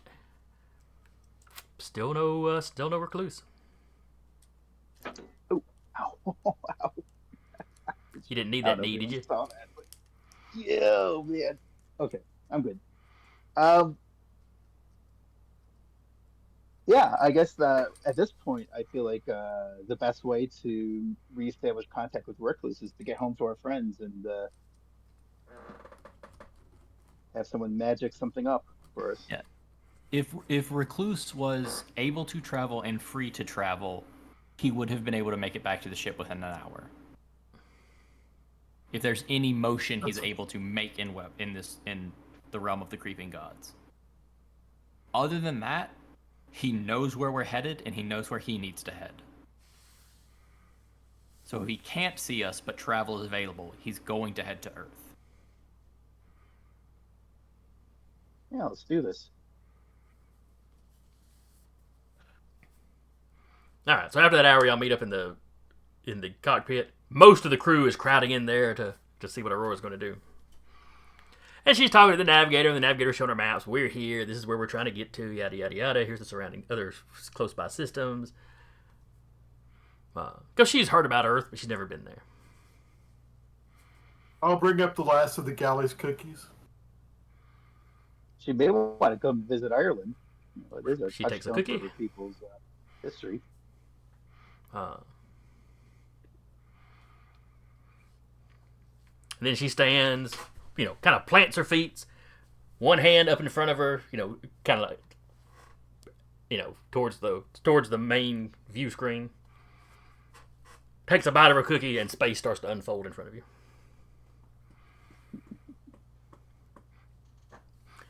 Y'all fly through. The crowd cheers. And then one of them goes, I don't think that's the sun.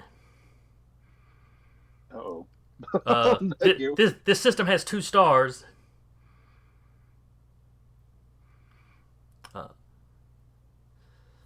Aurora gets her cheeks get a little red. She runs over to the nav guy. That's the system, right? No, that's Alpha Centauri. we were going over here. Oh. sorry. She strikes her little pose again, which is when you realize that it is for sure her striking a pose to do this. Another bite of her cookie, and then she opens another portal. Maybe it's the cookie that's floating around. It's that artificial sweetener. Could be. The overprocessed sugar.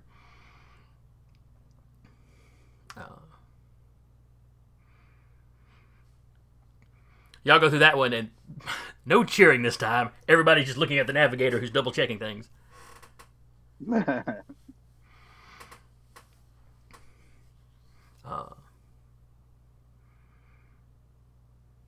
And before the navigator confirms anything, the communication guy confirms it. I'm picking up an Earth radio station. And then the navigator's like, yeah, I'm detecting all the, proper stuff. We've come out. It looks like we've come out somewhere between Mars's orbit and Earth's orbit.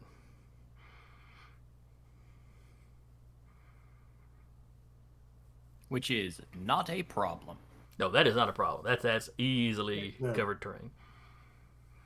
And there's a little more checking to figure. Okay, where is the Earth at in its orbit at this moment? Where do we need to go? Maybe What's we on the should radio monitor. stations? Let's hear Earth music. We have MP3 files on the computer, sir. I know, but we've been gone, 9 months? There's new songs. Yeah, well, that's a good point. I would also like to tune into, I don't know, maybe if we could find any news broadcasts and see if there's anything global and catastrophic that's happened while we're gone. That'll probably be our first way of finding out. All right, so y'all start going through the radio stations that y'all can pick up. There's not a lot of them. The communication guy tells you there's not as many as there's supposed to be. It should be covered up.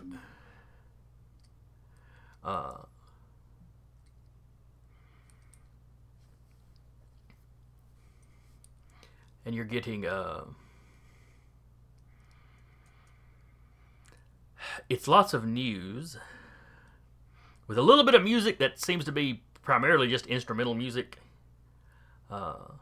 Not something you're familiar with at all. Does it sound militaristic in nature? Mm. A lot particularly, of not 4/4 particularly. time beats with Not particularly. trumpets. It's a lot of harps and stuff. Herbs and stuff.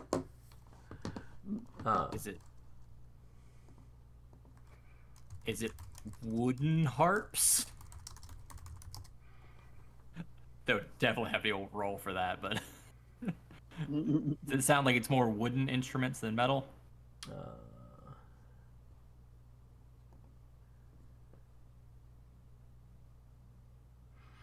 There's definitely like harps or stringed instruments.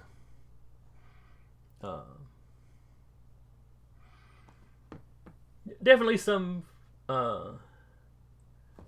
flutes, drums. One member of the crew is literally like, that's a lute. That's definitely a lute. The Fae. Oh. I'm not even sure what a clapper is, but Well, it doesn't have that Celtic vibe to it, as far as the actual style of the music. Hmm. Earth has become a giant Ren fair. All right, so we are to assume something magical and supernatural has occurred due to this information, correct?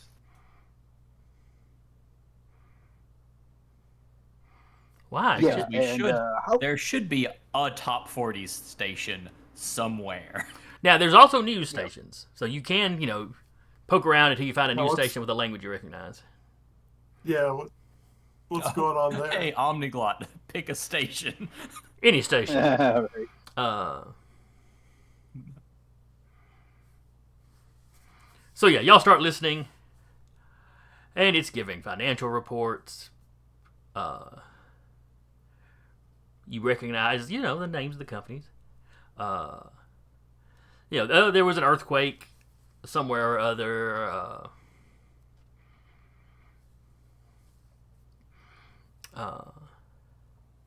It sounds mundane, but something about it doesn't sound right. Just some of the stuff they're referencing seems a little odd, a little different.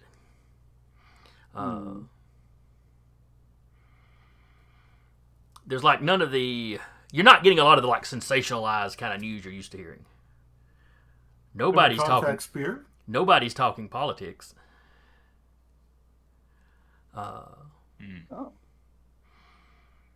How bad? Until they get to an attack by the rebels. Oh, here we go. Oh, great. And the Pharaoh's response to that. Oh, hey. I will look. Hey, So hey. I will look towards Aurora.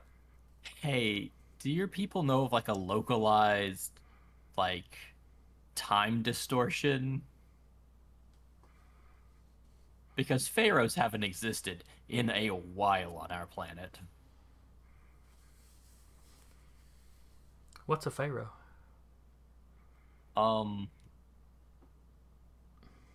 Kind of what Anordu pretends to be. From from civilizations that are long past, or at least It- were long past. Originally, it's a guy who claimed to be a god king, more or less. Oh, okay. It's a fancy name for a king. Fancy name for what? She's like, okay, it's a fancy name for a king. Okay. Oh, yes. Occasionally queen. Well, it's just like king And that makes religious sense leader. because when you hear a quote, when you hear a segment from the speech of the Pharaoh, it's a woman talking. Is it Now, please be everlasting. she is not speaking English, even on this English broadcast. So it's like they give her clip and then someone gives you a translation of it. That Omniglot didn't need. Omniglot's listening closely. Oh crap.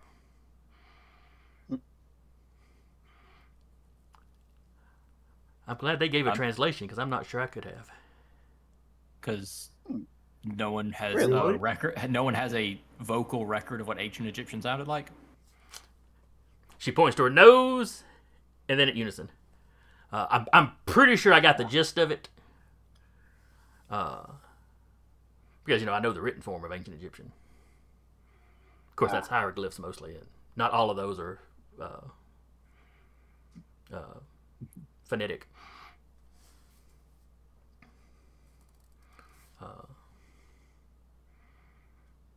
So Egypt took over while we were gone. What has happened?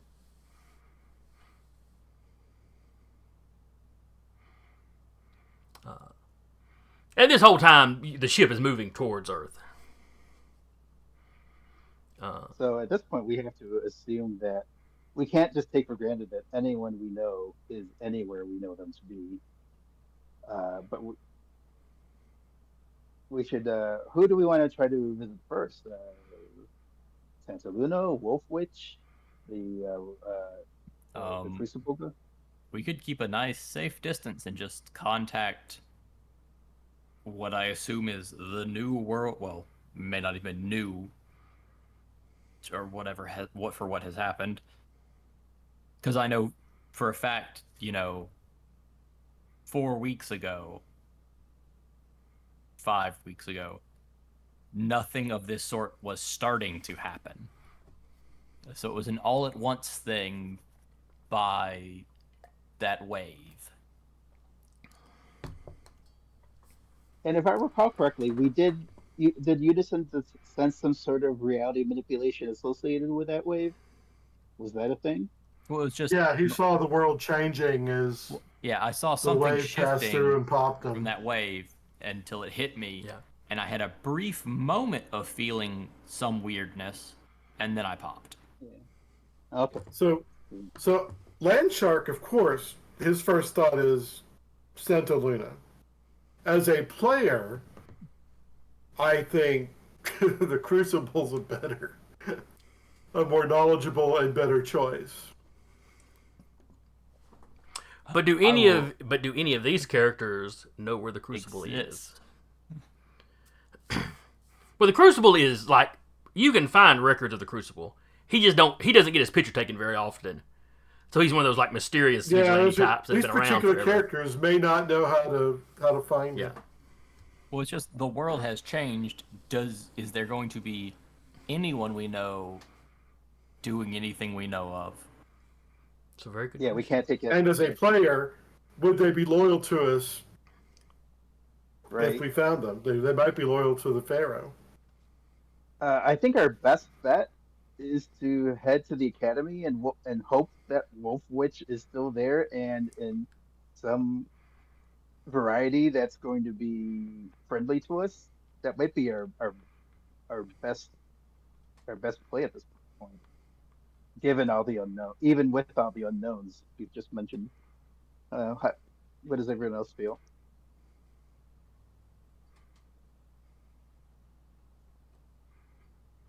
I mean, Don't all we speak know up where at the once. academy is, or I mean, Do, we have Do Landshark and Ray know the Crucible's connection to the Academy? They do not. I don't think. Yeah, I don't think I know. Or if I knew, I forgot. I've forgotten it. No, the kid that's the Crucible, I forget. I'm blanking on his name at the moment. He's just listed there as being, he's a magician. He's there as he's a magical using student. Yeah, Oh, the old Crucible died, and the new Crucible is.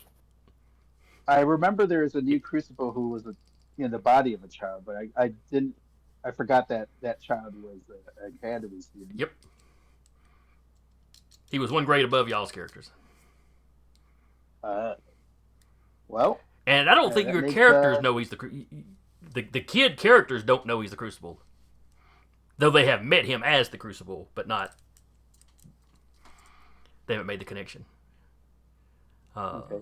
When he manifests as the Crucible, does he assume an adult form, or do we actually see Yeah, it? the armored form looks like an adult. Ah, The armored form has nice. not looked different since, like, the Crusades, basically. yeah. Well, that's two magical resources we could potentially call upon if the academy's intact, or intact enough.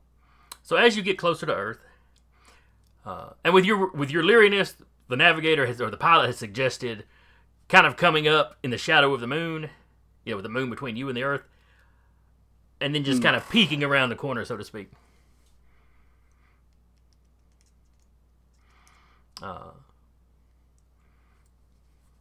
So when y'all get there, there's tippity tapping, everybody's working. Aurora seems to be bored. I could just fly down. I would have given it. I can just fly down and see what's going on.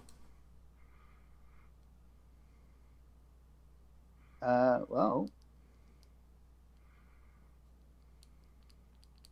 if then you're we're just worried about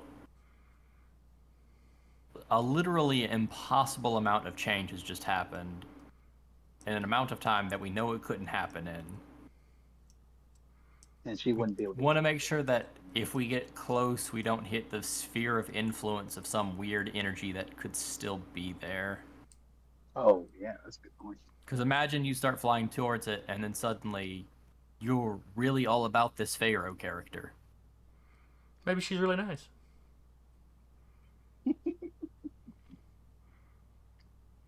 I mean, that's fair. If she's really nice, she's really nice. But like, we just like a year ago had to stop a guy from taking over the world through mind control, through satellites. Maybe 2 years at this point. It's probably been 2.5 years by now. Yeah, it's been a couple years ago. I kind of whispered to Ray, maybe we should call Marcus and Jay.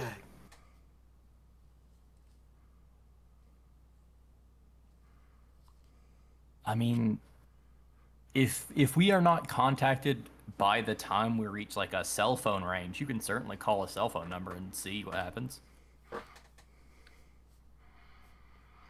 So peeking around the moon. Also, they're doing some scannings. They come back. All the satellites we would expect to see are there, but we're not picking up a lot of activity from them. There's a few doing relaying broadcasts. There's a few communication ones that are still seeing some use. Like no cell traffic, basically. Do we have visual on them? Yeah, they can pull up visual on some of them that are on this, around this hemisphere. Do they still have all like the correct flag signatures on them? Yeah, it's like whatever automated stuff they're supposed to be doing, they're still doing. Is the ISS But I mean, like, still in the air? They have picked up the ISS. They're not picking up any signals coming from it. But like the blinking lights that are on the outside or whatever are still going, are still doing. How far away is the ISS at this point? Like I don't 30 know. miles? Just these distances dude, y'all are behind the moon. It's 100,000 miles or more away. Maybe a whole. it's basically. It's not a very long time of travel in y'all's ship. And don't forget, S.P.E.A.R has a ship that stays in orbit. That is literally the super team's base. Oh, maybe that's the first place to report. It's literally your base now. I think about it. I think the Spear ship Well, should maybe be our base. first We step. never allowed Spear agents on. Oh, really? Oh, we were very specific about that before. This is our ship. Yes, we will join up with the government, but this is our ship. That's right. Now, you allowed science guys on there to study it, because that's how they reverse engineered and created the USS Primus. Which we still need to rename, but that's for another day. What, you're not allowed to name something after somebody and them still be alive? Yeah, I'm not. I say we check out that old Spear ship. I am not. If there's scientists on it, they may be able to give us information. They maybe were unaffected. Okay. And I'm sorry, what was Taylor? What was the? I was gonna send an astral projection. That's 200,000 miles away. Never mind. Okay. Yeah. Yeah, none of y'all are fast enough to cover that distance. So. Yeah, shall we plot a course towards home base? Sure. And I'm now trying to think. I know Landshark hasn't been on that ship. I don't know if Ray's been on that ship. Because that was during the Recluse launch. In season 2, or season Myrmidon, when y'all had the big meeting about the big event at the end, everybody was on that ship as least as a guest. Okay. And like I said, the Spear team uses that as their base. Yeah, I'm sure. I'm sure. All right. I'm sure Ray's been on the ship. You don't let a lot of the regular agents on there because, frankly, you don't trust the handlers.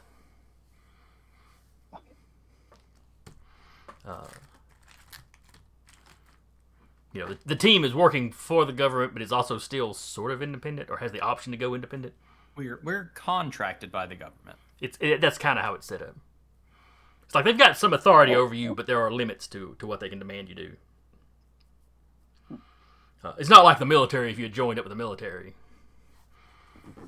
Yeah, this is much more of a job. But yeah, you approach the ship. No weird defenses come on. When you relay in codes, all the automatic responses from the computer, relay like normal. Nothing seems to be different about the ship. Are we close enough to this one for me to send an astral projection in? Yes.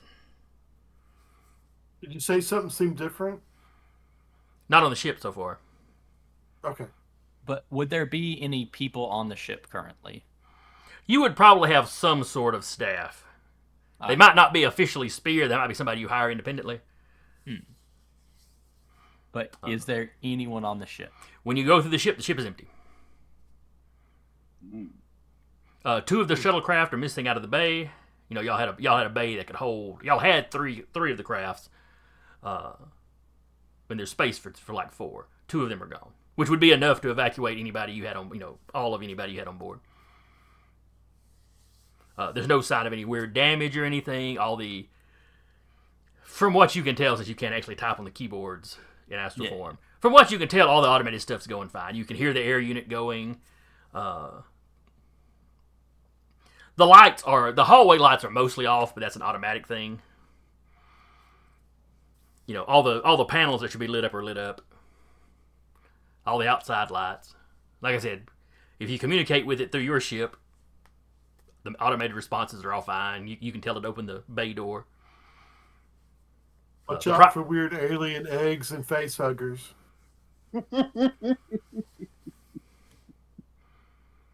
Yeah, I'll just relay the information. Yeah, ship's empty, but it's empty in a way that looks like people left. What about the ship's log? And we might want to send one of us physically over to check to see if they left any messages behind. Am I voice activated, able to look into the ship's logs? Oh yeah, you do have the whole voice activation thing. How leery would your character be of having something like that set up? As far as like looking at public logs? All right, so you would allow yourself a baseline access at least.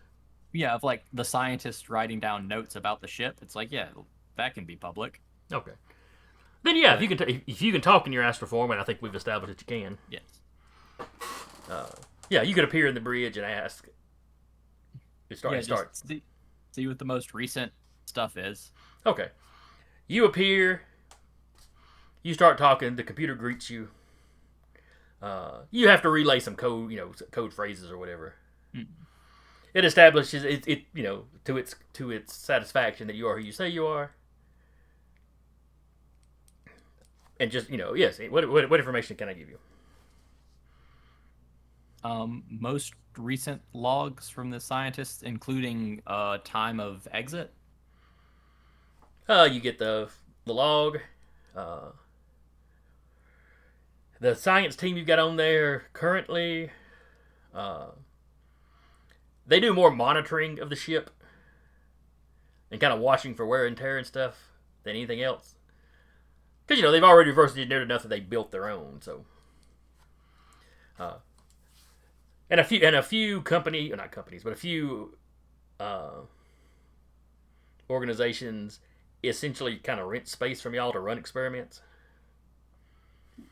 Since it's a lot cheaper getting to you guys than it is the ISS. Yeah, right now. Yeah. It's a nice amount of money to make, actually. Yeah, it does a lot of. Now that I think about it. I mean, obviously the government funds you in a lot of ways, but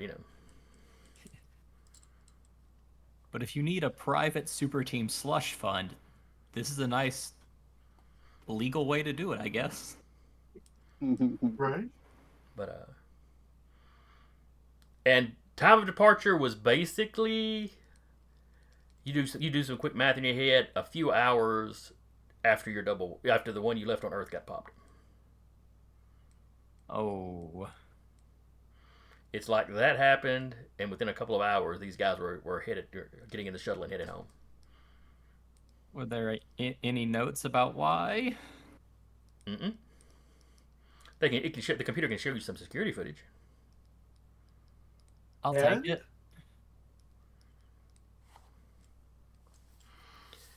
Everybody's working, doing whatever they're doing.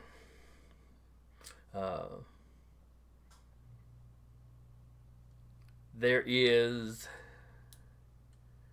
You see that same sort of heat distortion pass through the cameras.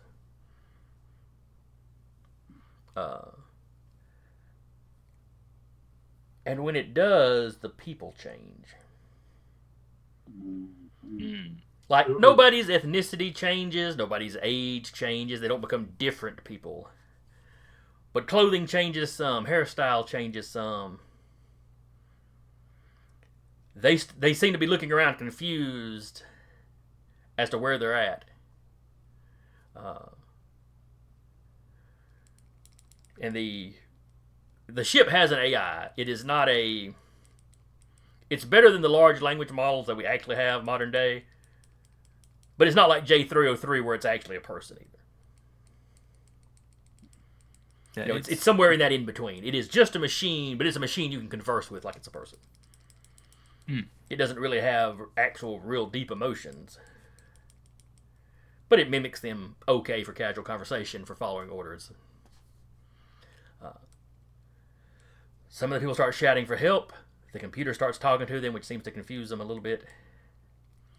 And it seems to talk them, you know, something is wrong. It's got a med bay, but it doesn't know what is going on with these people. It can't get in touch with anybody back home. So they basically load into the landing crafts, the shuttles, and it autopilots the shuttles down and they land.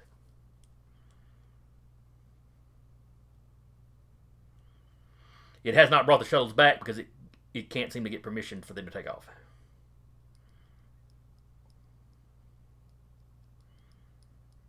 Did they land in presumably the United States? Yes.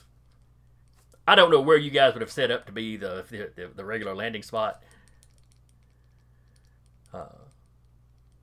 You know, whether it would be a NASA facility or a regular airport or what it would be, but you know, they can vertical take off and land, so that you could land them anywhere that you had something a little bigger than a helipad.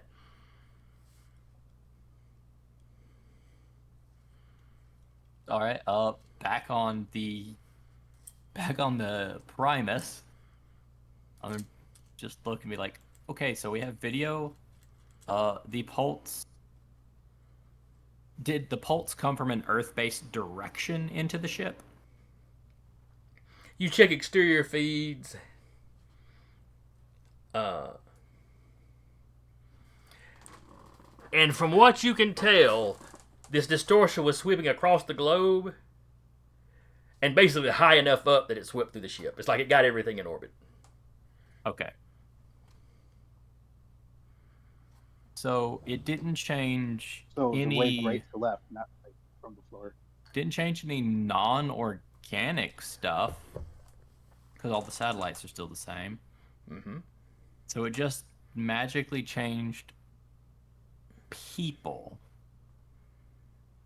and made a pharaoh happen. But I mean, just to make sure I'm not confused, cell phone satellites are still there. They're still there. You are getting But we're not detecting cell phone. There's not a lot of cell phone communication. signals. There's a little bit, but it's not the heavy load it should be. You know, you're in orbit. If you pull your cell phone out, because I'm sure Landshark, being a hero that travels around a lot, would have one that would work anywhere on the planet. You know, Right. You're picking up a signal. You're getting bars. None of the web apps you have on your phone seem to be working. I try and call Jay.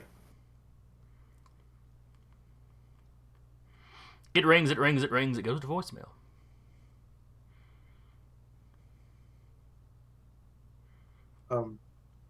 I'll leave him a voicemail. Hey, it's Bruce. Call me.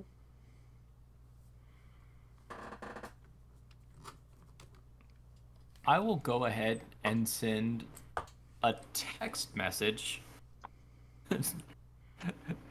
to a handful of contacts just to see if I can find a person that responds to a text message. All right, what kind of people are you sending it to? I'll send one to the multidimensional man. Okay, who else? I will send one to Omniglot's phone just to make sure as a test function. Okay, her phone goes off. Almost, you hear it go. She's in the room with you. It goes off as soon as you do it. Yeah. And I'll point out they haven't canceled your service. I will text. Was it Tulliver? That's our handler right now. Tolliver, Agent Tolliver. Tolliver. It's Tolliver, Text. and what was the other one called? There was two of them. Tolliver is the one that was actually in charge. Agent Davis and Agent Tolliver. Yeah. Or was Davis the one that was in charge? And Tolliver the one that was involved with the super soldier stuff. With the primes. I forget, I always get swapped up. Yeah. But I will go ahead and text the handler and see if he texts back. Okay.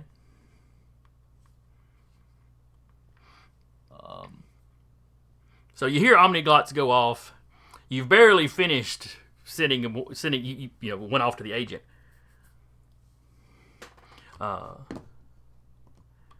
When you get one back,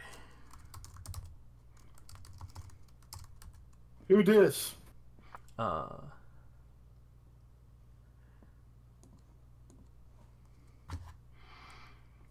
you get one back from the multidimensional man.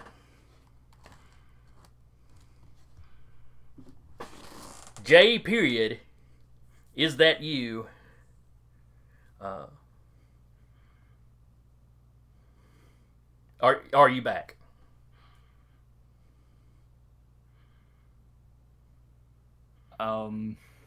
Is your sister with you?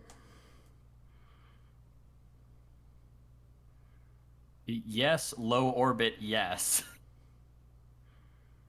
What has happened? The world has changed while you've been gone.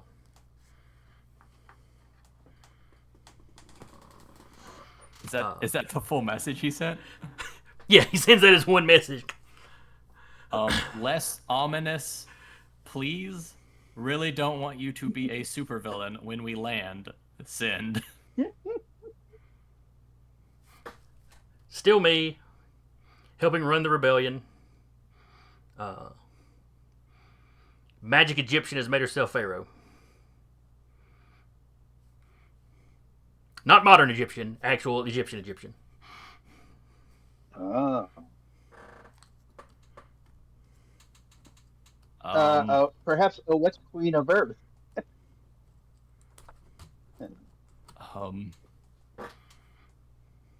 Is there a pattern of people not directly affected by this? Question mark. Artificial beings, and most of us. Most of what? Us. Oh, supers.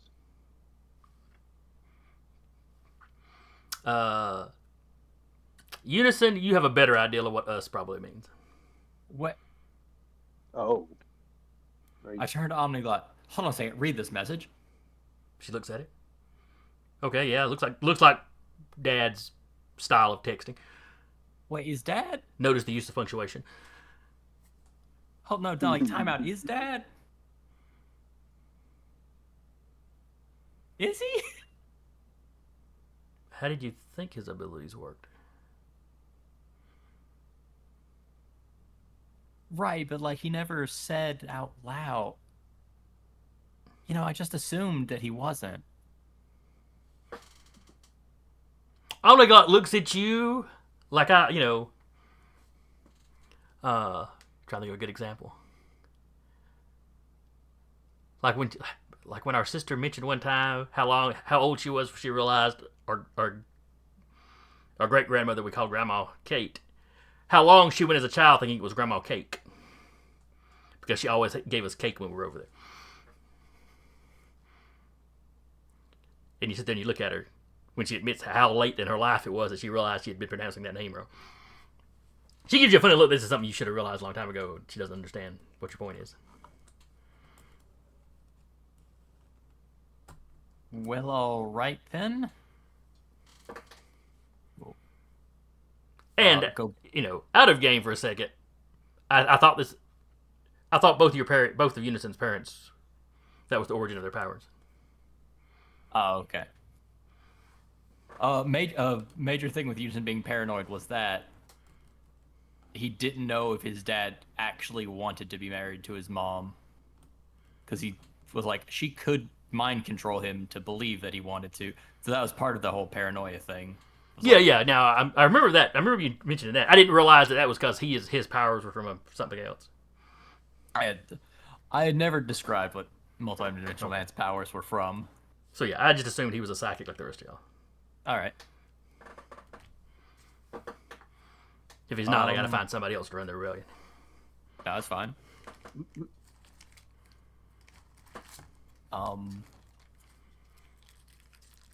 What is the best option for us to do?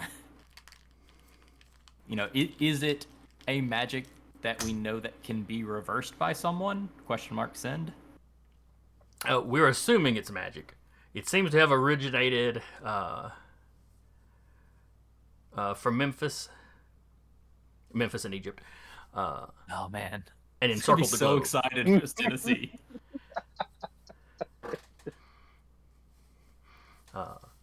And essentially began encircling the earth in all directions from there.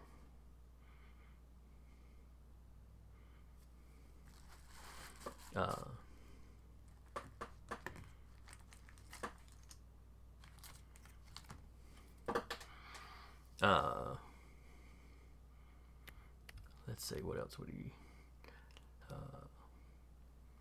everyone seems to think that the world's always been like this.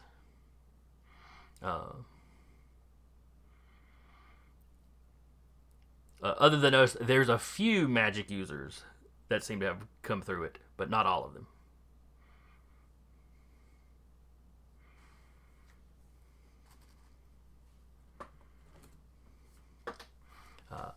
I've put together, me and Foresight have put together as much of a resistance as we can manage.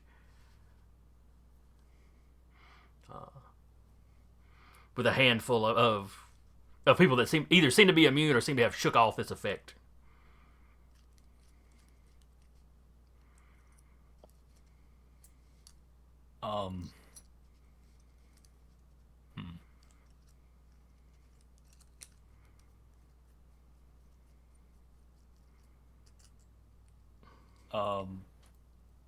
Omniglot, do you have any questions you want to ask? Just where we can meet up with him. Should we meet up with you? Question mark, Sin.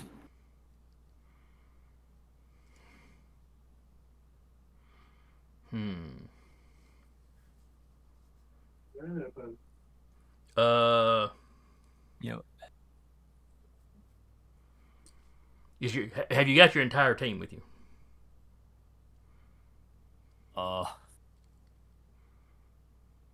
Well, almost. Recluse, bracket, the spider guy, bracket,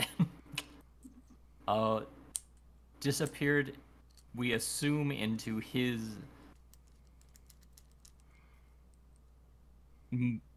half-native dimension, and have not been able to get a hold of him. Other than that, it's us. Send.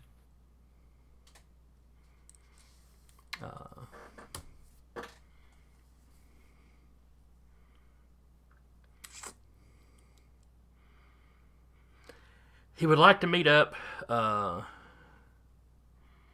but she has people watching for aircraft. You would need to land quickly and then get away from the shuttle that brings you down. does she have a name, by the way? The Pharaoh. Oh, okay.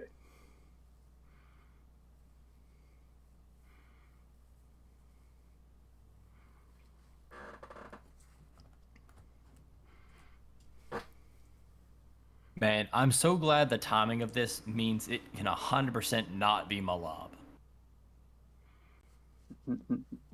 No, this was happening. When did this happen? Yeah, this happened before we... Yeah, it is definitely not Malab. God. Yeah, it's great. I mean, she's dead. It couldn't be her.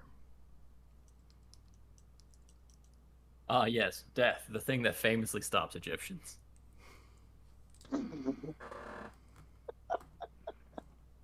I mean, it famously stops everybody, to be fair, but Oh, y'all are also close to the Earth. Y'all can be picking up radio signals if you want, or TV stations now if you wanted to. Again, not as many as there were, but there's a few. so Are we? we've got the full crew in front of us, right? Or a decent chunk of the crew. The crew on the ship most of them are going about their jobs at this point. But none of Yeah, them at have this point changed. it'll be. None of them have changed. Cool. But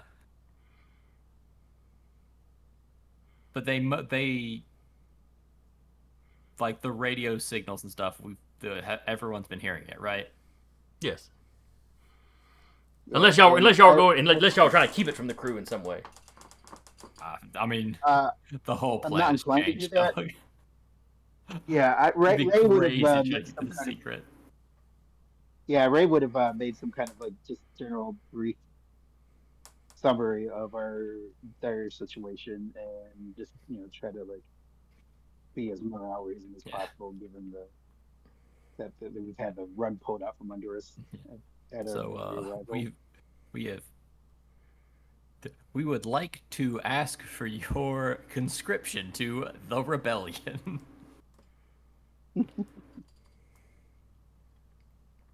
They're all kind of like there's like everybody kind of looks at each other, kind of shrug their shoulders. We work for S.P.E.A.R. We've taken oaths to protect the country. We can do the rest of the world while we're at it.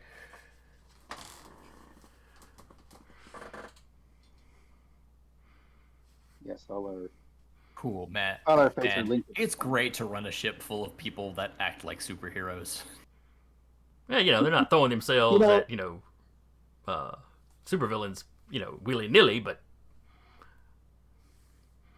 Yeah, but it's nice that the organization that says, "Hey, we'll handle the super nonsense," everyone's like, "Yeah, we're here to handle the super nonsense." and most of your crew, they're a crew of a ship. They're support guys. They are not a lot of. They've all got their marksman training or whatever. Their basic S.P.E.A.R. agent training. Everybody on the ship has had that. None of these people are civilians, but most of them have never been field agents exactly either. Now,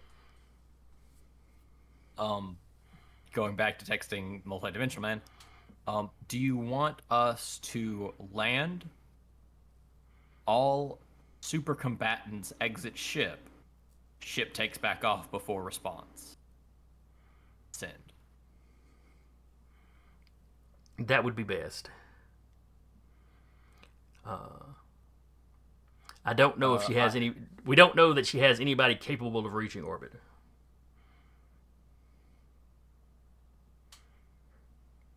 Okay. I'm leaving this open to the team because, technically, Ray, you're in charge because I was going to be on probation when we got back to Earth. Oh right. Oh yeah, that whole situation. So Yeah, my it's suggestion not- is land, supers get off. I turn and look at Aurora. I don't know if you want to get involved with this nonsense.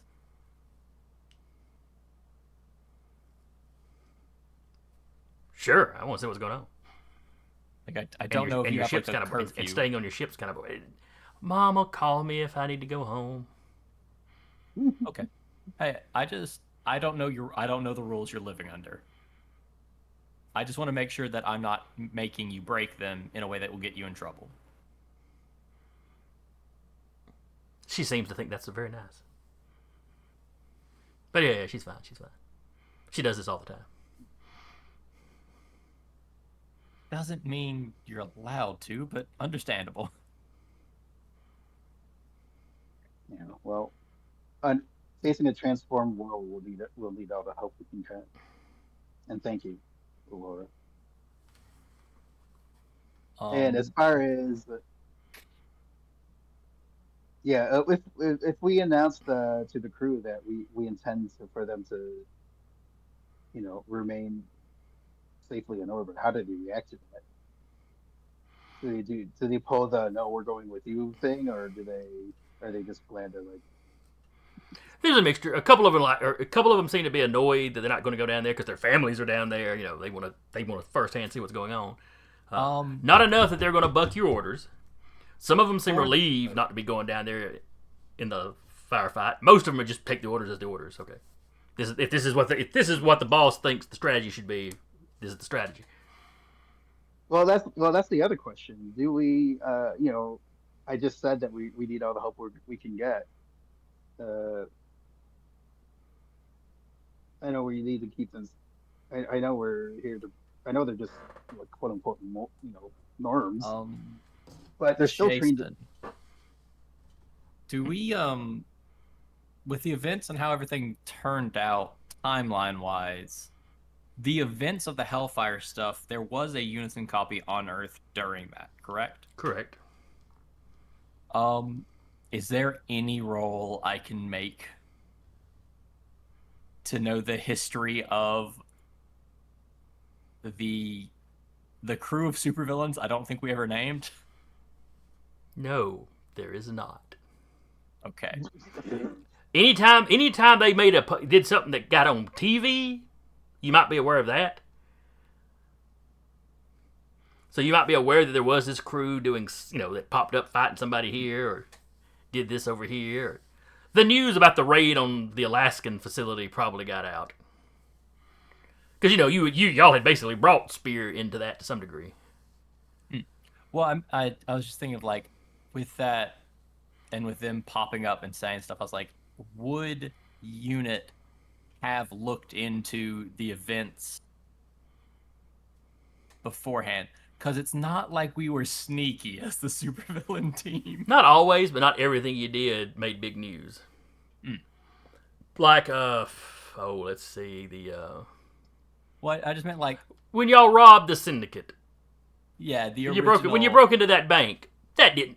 There was an assault on a bank is basically the news that got out. Yeah. I know it wasn't sneaky because Muscle literally walked through a wall fit without, phasing. As so one I was does. Curious if that was something that Unit would have been able to have investigated. Realistically, Unit would have seen that and went, supervillains knocked over a bank. It's a day that ends in Y. There was nothing especially hinky about that, other than they only seemed to take a couple of random, like a random object, as opposed to loads of cash.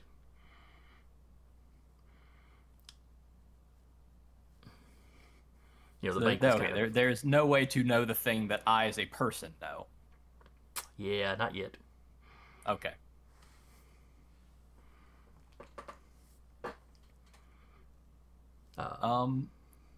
Then I guess we're going to be landing somewhere and meeting up with a multidimensional man. All right. Yeah. One more thing.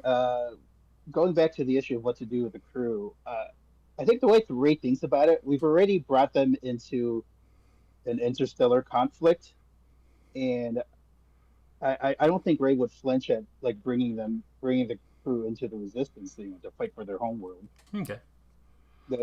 Are there any strong? I mean, just like we don't want to hand a spaceship off to a magical pharaoh. So if we can put the ship where she can't reach it, it's useful. So the computer on your ship is not as advanced as the one on the S.P.E.A.R team's base. Yeah, I was gonna say maybe they can. But that that AI could monitor this one if you wanted to. Is this shuttle too big to land in the other one? You mean the Primus? The USS Primus? Yeah. USS Primus is just about as big as y'all's other as the team's official ship. They can dock together, maybe, right? With a little work, it's probably easier just to take shuttles across. Okay. Now, I was just thinking, like food supply. Leave them docked together with the crew manning both of those ships. Yeah, you can leave a skeleton crew on both ships. Go. Yeah. And you can even take a pilot with you that flies down. Y'all hop off, and he takes the shuttle back up. until y'all call him. Is it possible That they could sounds like a good idea to more me. useful in orbit? Do we think that the crew could be more useful to the Resistance in orbit with the resources of the Primus and the satellite? I think they're resource. It's a resource that we want to keep our finger on. It's also a resource that once we Possibly. fix things, we want to make sure didn't burn up and out. And if we don't leave anybody watching anything, If nothing else, they can look at stuff from orbit. They can monitor broadcasts from orbit. You can directly communicate with them, and they can relay directly if for some reason y'all don't want to try using the normal satellites. Or doing the unison thing again? So up to you. let's, You know. I can also just leave a copy on the ship running it if everyone wants to fight. Well, now you can hook up you can link the computer, the Primus's computer, to the base's computer, and the base AI can kind of do the automated keep everybody in orbit. You know, can do the automated stuff to keep the ships going for a while. I mean, eventually you have to have humans do some repairs or something, but for the short term, it's not an issue. I'm perfectly fine with Skeleton Crew, us landing and us seeing the multidimensional man. And then it clicks in my head how many times I was saying dad to Omniglide. Like, Right. Oh, yeah. Oh, well. I guess if That's we didn't know what was Omniglass deal. Yeah. Oh, you know what? That's fine. Even with her enhanced intelligence, she was caught up enough in the moment.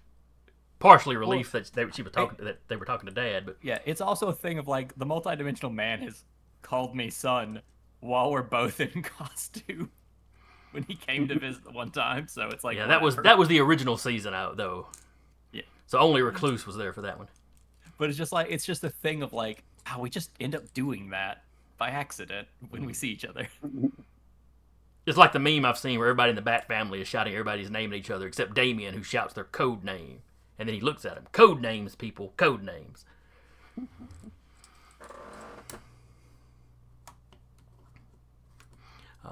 So who's going to stay in the orbits? Is it going to be the entire crew, or is that the Skeleton Crew? It is the crew's decision ultimately what they want to do. We would like to at least maintain a Skeleton Crew, even if everyone wants to go fisticuffs with Egyptian Pharaoh. All right. And your crew wasn't huge, but the guy that is technically the captain of the ship, you know, you were in charge. You were in charge of the. Ray was in charge of the overall expedition, but the ship does have its own captain. He was just subordinate to you. He wants to stay on with one more pilot. And then most of the engineering crew. Because a lot of the engineers can, in a pinch, fly the ship. And they can keep up with any repairs on either one of the ships, And if you need any technical tomfoolery done up here, they're the guys. Yeah, wasn't most of our crew basically engineering anyway? Engineering, piloting, navigation. Okay. Well, you have a small medical crew. Oh no. Yeah, but we were the combat people. What? We have to keep a crew on the ship. We still have an unconscious bird person. Oh, of course. Good call. Yeah, we can't just leave her just willy-nilly. Yeah. Keep in mind that her armor seems to be keeping her in a healthy state. Yeah, the doc has mentioned this before. Somehow. Yeah, but if she does revive somehow, we don't want her. We want her to be like alone on some alien ship around an alien world. Yeah, that's true. That's true. But a skeleton crew could handle that. Okay. I mean, unless she wakes up violent, then they probably couldn't handle it. Well, I mean, she knew she was working with us before she got knocked, so it would have to be like. As long as she wakes up rational, it'll be fine.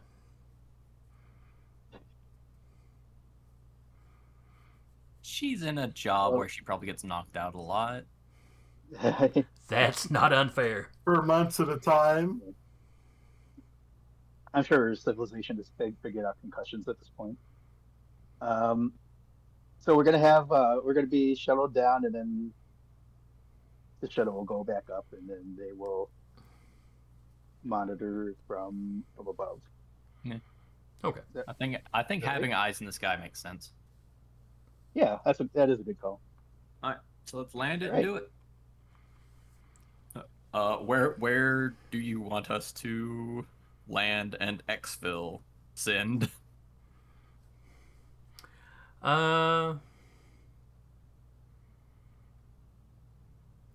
He gives you. Let's see, where would be a good spot?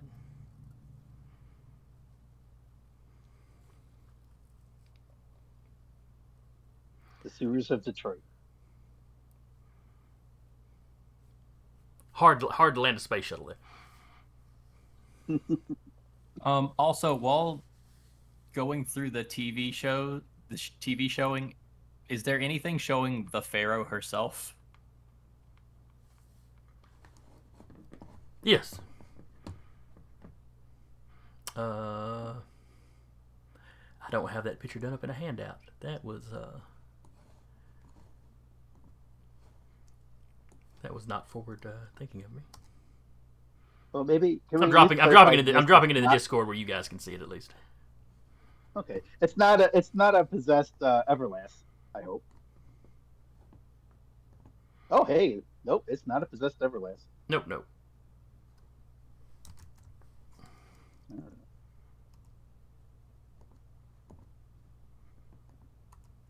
Well, that went really big. I dropped it into OBS too, and it covered the entire screen. Oh well, that's not what I intended to happen. I'm so sorry to distract this late in the episode. That's a Teenage Mutant Ninja Turtle coming out of her left elbow. What? Yeah, the wrinkles do kind of look like that, or a shark, maybe. I don't know. I never. It's just wrinkles, Never but would've. it's so face-like when I saw it. Weird. Anyway, Yeah, I'll have a better. I don't think I would have noticed that. No, I can't not see it. I mean, overall, it looks great. Pretty cool. Yeah. Good job, AI. But it is very good for hobby use.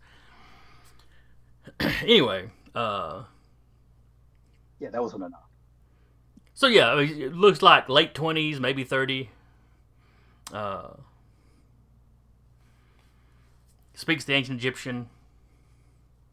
Mostly, you every now and then you'll catch some video of her talking in some other language. It doesn't seem to be an issue. Definitely magical. She's making Memphis the capital of the world, basically. Mm.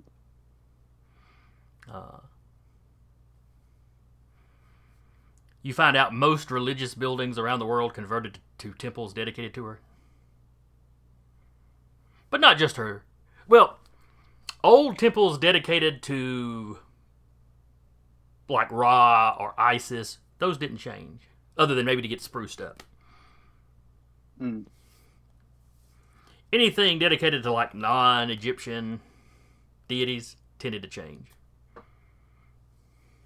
And these were not transformed. They actually these are structures that are intact, but the people inside them now worship Right. the Egyptian pantheon. Some of the architecture around the world, though, has changed into something that looks much more Egyptian. There's a lot. The world's got a lot more pyramids these days. Skyscrapers all are shaped more like obelisks. So imagine all your skyscrapers in New York, but they've all got the pointy top to them. They do look nice. And more of a sandstone look to them, but they're not actually made of sandstone.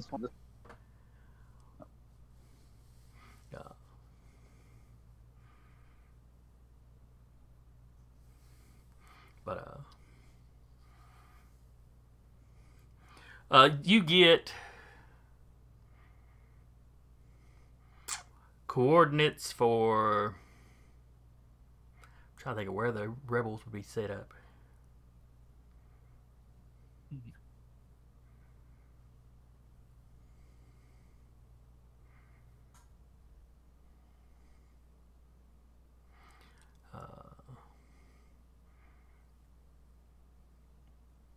Somewhere in the Appalachian Mountains. Somewhere where there's a valley, with enough room for you to land. I might have missed it, but did we learn her name? Not yet. I think The news always yeah, just refers to that's her a as the good question. Pharaoh. Occasionally, they use the term queen. Watch it. You almost get the impression that they're intentionally not saying her name. Interesting. All right. So, just to be wrapping up, y'all go down to land. When you arrive, you are greeted by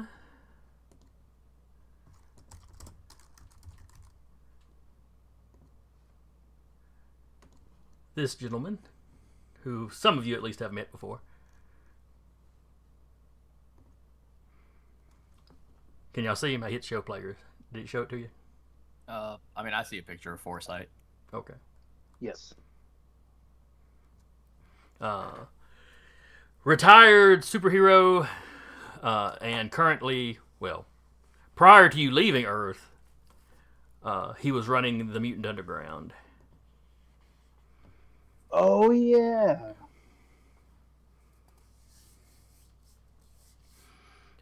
Not the mutant defense militia. They're a little more violent and extremist than he is. Okay. Though his organization does bust people out of being experimented on, smuggle them places.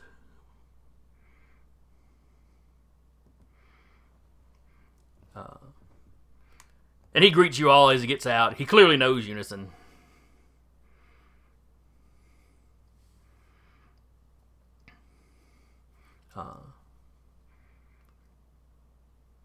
I don't know if Landshark has met him before or not. He was probably in the midst of his retirement by the time Landshark came on the scene as a hero.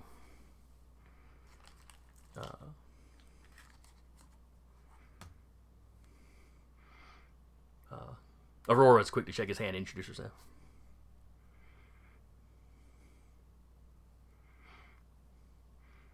And before much more talking can go on, he suddenly looks up alarmed. They must have seen you coming down. We're about to have company. Mm-hmm. 3 people suddenly appear. And they appear at a run, holding hands at a run. All 3 of them? Yeah, they're holding, he's like, the guy in the lead is holding a man's hand. That man is holding a woman's hand. They're all kind of running. As they appear, you recognize the guy in the lead. He's not dressed like you usually see him. But he's an Australian hero named Walkabout. Oh, no. And he lets go of their hand, and he keeps running and disappears again. The man is fairly large. He's a buff dude. Kind of dressed like an Egyptian warrior. And he starts growing in size as he appears in front of you. The woman has long blonde hair and is dressed in like all white with gold accents.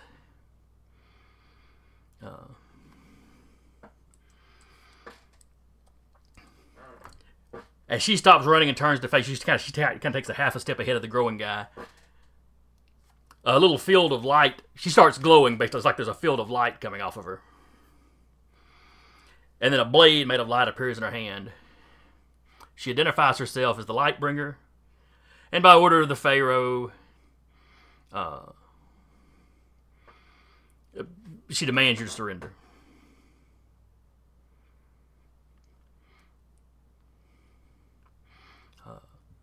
they would prefer to do this peacefully.